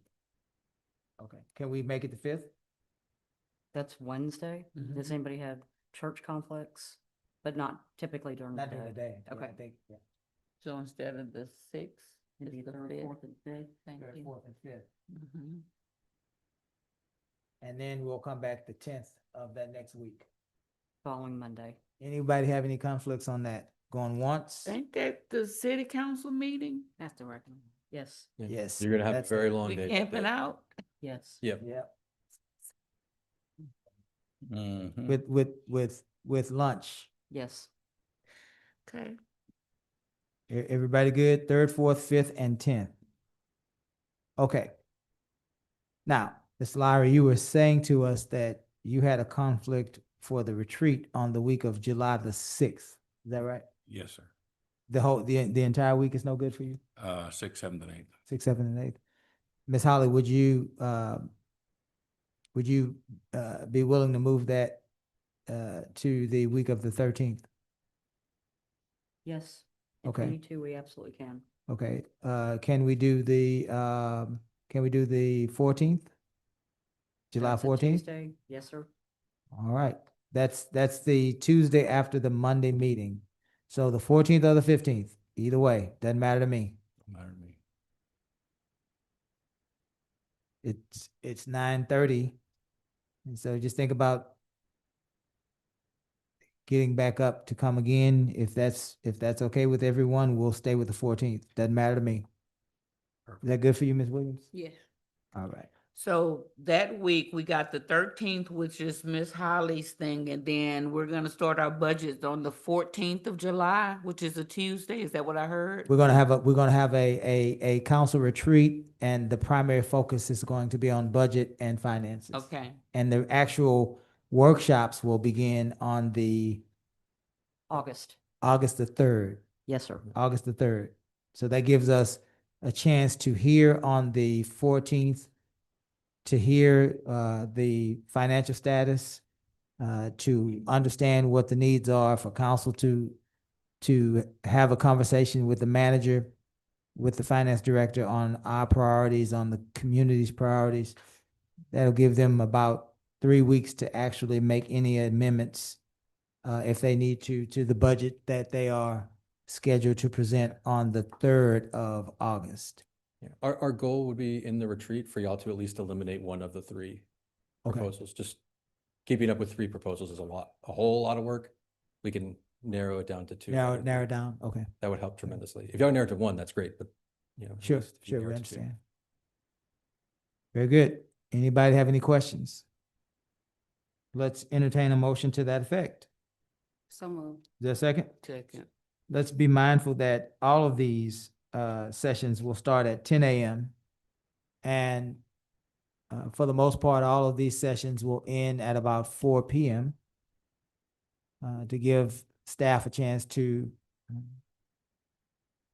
be released at their normal closing time of 5:30. Give them a chance to regroup, to shut things down for the day. Any further discussion? Hearing none, we'll call for a vote. All those in favor? Aye. Any opposed? Thank you, Ms. Holly. Thank you, Worth. Item 8.8, Mayor Pro Tem, electing a Mayor Pro Tem for the Lamarque City Council. Madam Clerk, did you have anything you wanted to add?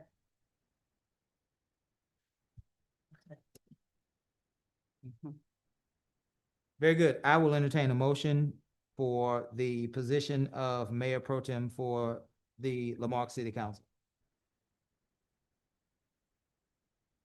I will nominate myself for you. I know that you wanted to do that, but I'll take the stress off you, Mayor Bell, and I will nominate myself as Mayor Pro Tem. Very good, Mr. Lowry. Does Mr. Lowry have a second?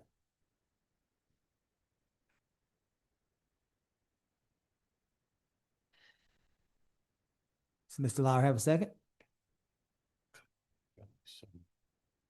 One more time. Does Mr. Lowry have a second? Mr. Lowry, your motion has died for the lack of a second. I will entertain a motion for the election of Mayor Pro Tem for the City of Lamarque City Council. I'll nominate myself. Mrs. Tanya Griffin is nominating herself. Does Ms. Griffin have a second? Second.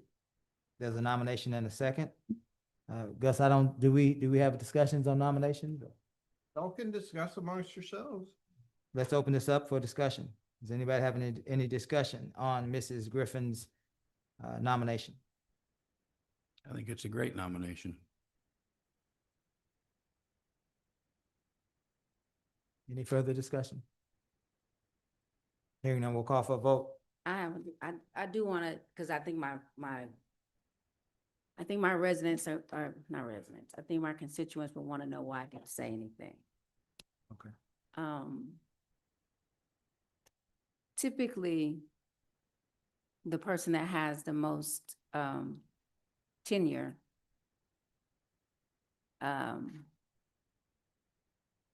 gets nominated for Mayor Pro Tem, and I have the most tenure after Mayor Bell.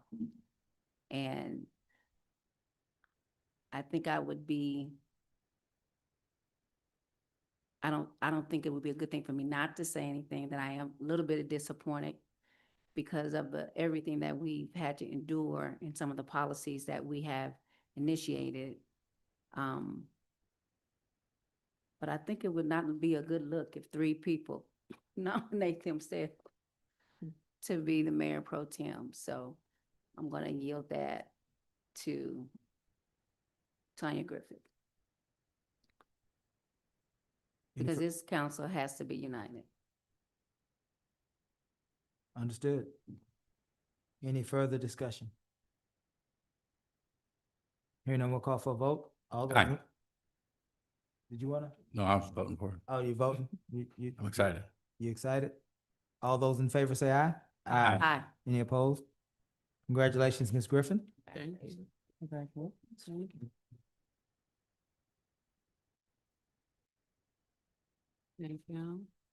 City Manager's report. A submitted report to update the council and the community on standard operations of the city. This report can be acknowledged as a whole or discussed at the pleasure of council. Council, we will move to move through the report. If there are one of these three items that you would like to pull, you may do so by waving at me or saying, that's me. 9-1, Municipal Court Report. 9-2, Finance Report. I want to You pull wanna that. pull it? Okay, hold on just a minute, Ms. Griffin. 9-3, City Clerk's Report. Let's move back to 9-2, Ms. Griffin. It'll be easy, Mr. Word. There were some, the budget versus actual, all of these reports. And I'm assuming these are the ones that we've been requesting that you do for us, or are these different ones? Yeah, so these are, you've been provided a version of what is eventually going to come. Okay. The closest I could get on the time frame. So the budget to actual reports that are in here, both for revenue and expenses, those are the ones that are going to go live tomorrow online. Okay. It may not be till the end of the day, so Okay. if they're not up at 8, please don't freak out and call us. So that the budget actual one is going to go up. It's going to look a hair different than it's presented here, because we're going to make it cleaner and spread it out a little bit more. And then the other one that's going to go live tomorrow is the expense report. That's those big spreadsheets. Again, it's going to look a little bit different than that, a little bit cleaner and easy to understand. But those are the ones that are going live tomorrow. Okay. And those are live reports. So Okay, and I really didn't get into them, but the other question I wanted to ask you is at the bottom, there's a disclaimer. yeah. And I know you were saying something about the data, so I really didn't get into it until I got some clarification about it. Yeah, so we talked about this a little bit the last time. There are still known issues in the data that we are working through, Okay. right? One example that people that have looked into this will probably can see is the payroll is not fully in the system yet, right? We have our new NeoGov system. We've been working through a bunch of issues Okay. with that. We got about half of it uploaded today. My goal is to have the rest uploaded tomorrow. So even that may not be on the system when it goes live, because again, there's that day lag. But that's an example of that. There are others. We have some issues with, the donation, the recording of the donations for KLMB and parks isn't set up right in the back end of the system. And I have not had time. Again, when I got here, we went live, so I didn't get to build all of that. So we're slowly working through the back end, fixing all of these things. But there are still some to fix, so the numbers are not, as I know here, they're not perfectly accurate. They're not, there are still things we're working through. There's some other revenues that we're trying to clean up. There's some bills that were paid, put in the wrong account because people didn't know the right number because we were switching numbers and some of those things. So the numbers here will change. You can look and get a reasonable idea of what's going on. But considering these as this is exactly what's happening is not, is why the disclaimer is there. Because there's still some changes. We work. They're not dramatic. Right. He's underselling himself. He's done a very good job. This is virtually there. Well, the payroll is. And the we big one. The really payroll thank you does, for what you've done. Yeah. And it's much better than what we had. And so, those two are going live tomorrow. Over the rest of the week, all of the rest of the reports that we are promising to council will get posted. Some of them will be live reports. Okay. Some of them won't because the data doesn't live in the accounting system. An example of that would be our statement of cash flows. That is taking the data from the bank and converting it into a accounting report because that data doesn't live in the accounting system. You can't have that as a live report unless I literally update it every day. And if you do, I will leave. If you make me do that, I will leave because that's way crazy. So reports where the data is housed outside of our accounting system, those will be updated monthly. And so every month you'll see the new data on that. That would include an overtime report as well, right? That's housed in our HR and payroll system. But the ones that are housed in the accounting system, those will be live reports. And we do have, we've done a lot of work to try and clean up the finance page to make it a little easier for people to see and understand and work through it. I do expect a lot of questions once everybody sees everything that's out there, because this is very close to literally everything just in the system, just out there. But you know, I have one other kind request. Sure. You had indicated that you wanted to have all of the reports in one spot. But would it be a big issue to keep the boards and commissions financials separate since there's they're going to have already? their own. So on the website, there's Right. that left-hand Mhm, column. mhm. Boards and commissions is going to have one. I don't know what the technical link. term is, link or Mhm, nodule or whatever. mhm. All of these reports are going to be under one called OpenGov Financial Transparency. So all these types of reports, the budget to actuals, expenses, statement of be cash there. flows, overtime reports, balance sheets, income statements, all those types of things are going to go in that section. And they've each got their own, they're each going to have their own little like clickable button. Okay. And then as we get all that up and complete and good, we will actually start going back and archiving for older times, so people can see what those look like.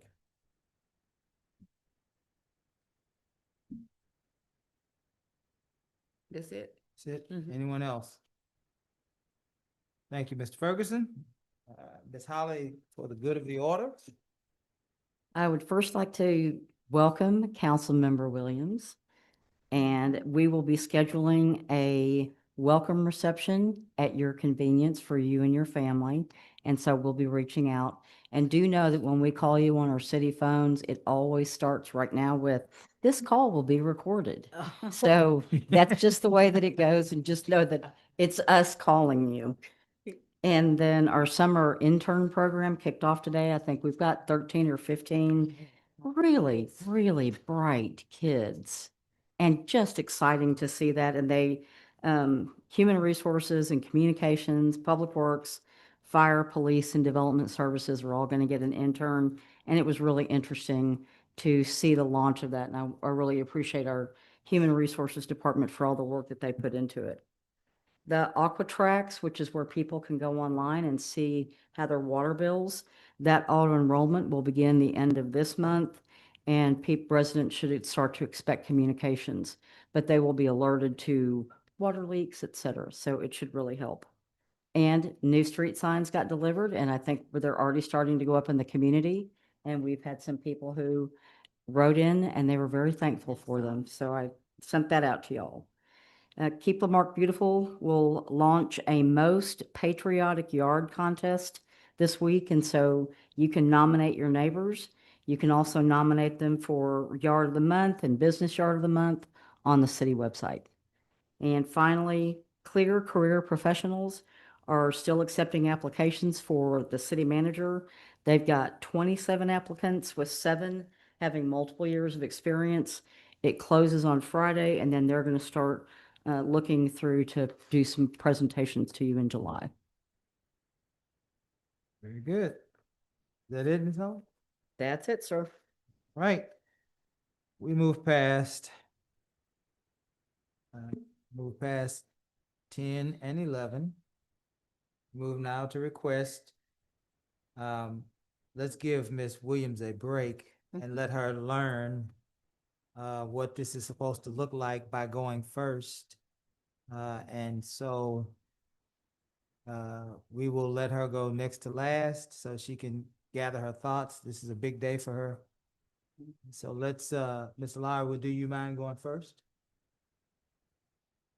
There's been an issue in the community with getting permits on driveways and sidewalks and stuff, and it's a very simple procedure. But apparently it's becoming a very daunting task. Something I experienced 15 years ago when I moved here. But has there been some changes down there at the permitting department? Did we get rid of somebody or something? Shouldn't be. Okay, yeah, but anyhow, there's been a major issue with getting permits for pouring the driveway, and if somebody wants to spend $10,000 or $15,000 expanding their driveway and make it look beautiful, I think we should probably let them do that as soon as possible before they change their mind. That should be an easy permit. I'll check into that. Do you have an address, sir? I'll give it to you off the Okay. Thank you for addressing the Shannon's gone, the sewer issues. It's been a major concern. And also for the bringing those guys in to discuss the water treatment center. So I think that a lot of clarification for the community. So thank you for that as well. Congratulations on your District B seat. I look forward to working with you. And I can get a little spicy. Delicious to more it. Okay. Get to know the real Joseph, not what you see out there. And things will be great. That's it. Thank you, Joseph. Yes, sir. Ms. Yancey, I'm gonna pass the money. you want to pass tonight? Ms. Griffin? Yeah, I'm gonna be a little slight because we trying to get out of here. Welcome to council. There are some projects that Mayor Pro Tem co-sponsored with me. He is the liaison for Keep Lamarque Beautiful. And I would like to share those projects with you in hopes that you would be interested in taking the lead on those. It's the Tree City and then the Volunteer Lamarque that he and I were working on together. I have questions about drainage. There are at least 5 drains that I know in District D. And it's the ones that have the grates on them that are either broken or missing. And I don't know if it's related to the work that they're doing out there, that they're gonna come back and fix them. If And- you can get locations, Okay. I'll let you, Can yeah, get I'll those figure out to what's you. going on. Okay.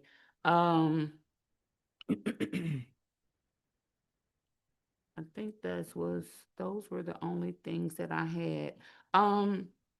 When there's issues with dead animals and just stray dogs, are we calling the police department? Are we doing a request tracker or? It's typically animal control.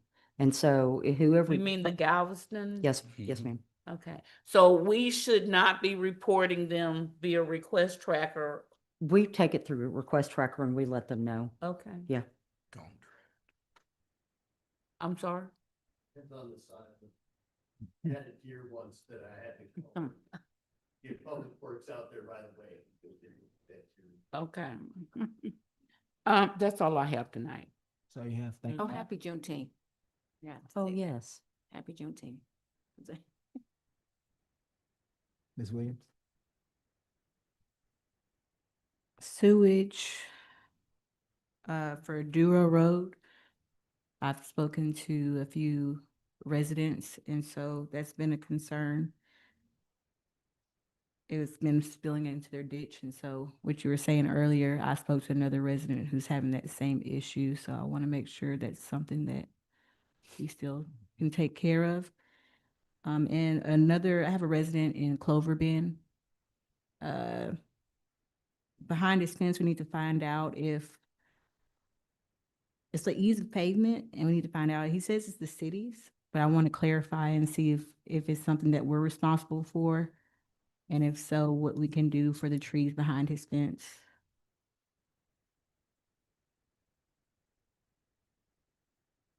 That's all I have for tonight. Also, I am happy to be here. I need to go ahead and say thank you. I'm so excited to be here. I fought for a year and a half. Oh my gosh. And so I can be scrappy. I don't look like it, but I can be. But it's also one of my hidden gifts. And I am just really here to learn as well, right? I'm taking something from everybody up here. So it's just been a pleasure, and I'm excited for my first night. Very good. You did well, Ms. Williams. You did well. Do you have, and not for us, but for the manager, do you have the information for that resident Clover Band? Then you don't have to say it to us. I mean, just so that when the meeting's over, you can pass it to her. Oh, no, not right now. I'll make sure to have it I can follow up with you. I'm not sure if I can email or come in, but I can get there. However you want to get in touch with me is fine. Okay. Thank you. So Ms. Williams, moving forward, what we do is we do the request by seniority. And so you'll always be the first one to go, but I didn't want you to, we're trying to take care of you up here. So we didn't want to catch you off guard. But next time it'll be Ms. Williams and you'll lead us out. Oh. Few things here. To our community members, the council budget and financial retreat will be on July 14th, 2026. The times and the location will be announced. Our budget workshops will be August 3rd, 4th, 5th, and 10th. The location will be council chambers where we are now, 1109 B Bayou Road. The times will be at 10 a.m. If you are concerned about where your tax dollar is going, I would most certainly become a part of those workshops. Many of our residents attend and they follow along with us and they're able to participate in the breaks and sometimes even in the middle of the discussion, depending upon what we're discussing. But this is your tax dollars at work. So you have every opportunity to be a part of those discussions and have input on those decisions.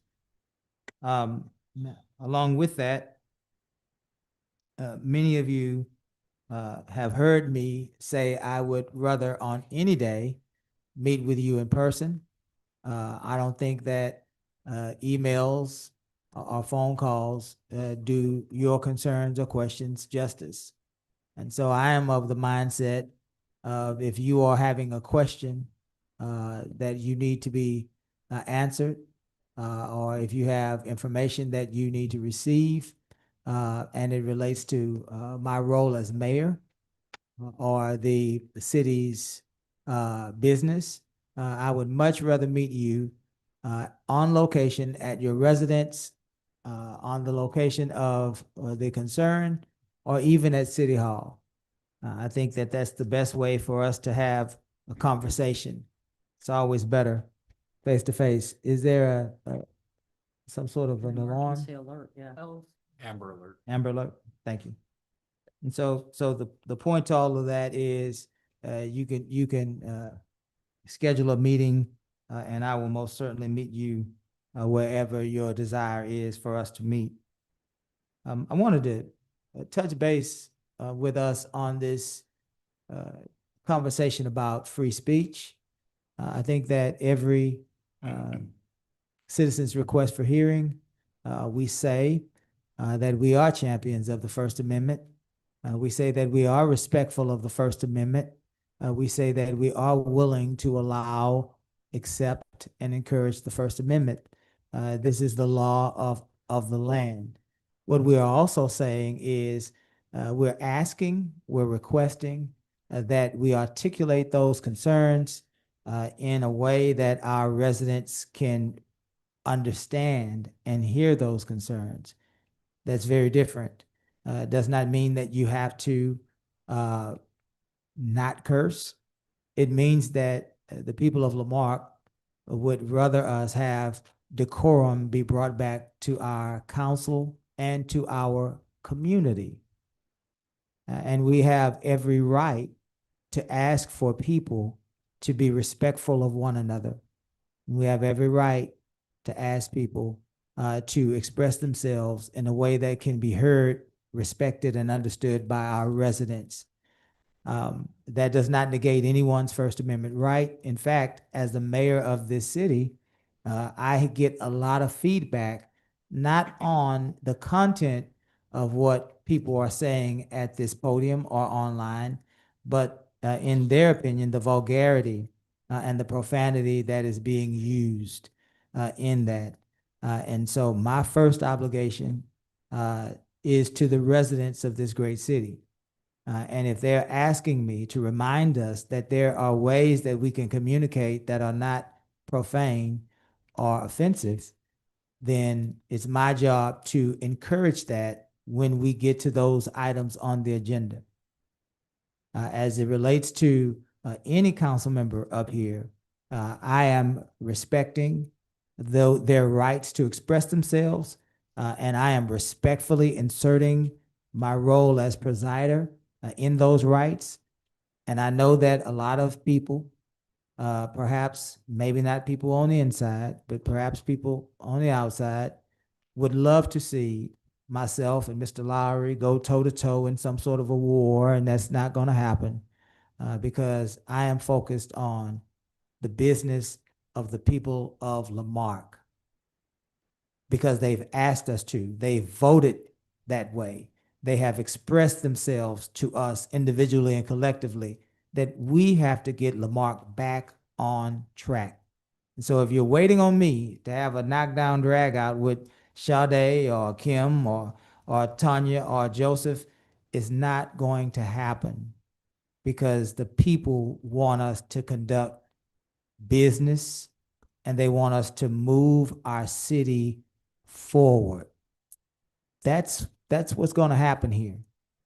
That's what we are about. That's what we need to do. Let me say this, and then I'll move on from this. It takes a lot to get here. And I don't mean on this council. I mean to get here. I mean to be present in the world on a daily basis. All of us go through trauma and sadness and grief and fear and anxiety. Mr. Lowry goes through it. Ms. Griffin goes through it. And everybody on this dais and in this room. And I am at the age and experience in my life that I honor everybody's path to get here. If he's rough around the edges, so be it. But I'm honoring his path to get here. If that makes sense. I'm honoring Miss Williams's path. Miss Yancey, Mrs. Griffin's. Life is not easy. And I am not interested in fighting anyone. I am interested in honoring everyone and their path to get to where they are. Mr. Osteen, Mr. Pennington, Mr. Ross. I think we understand what I'm saying here.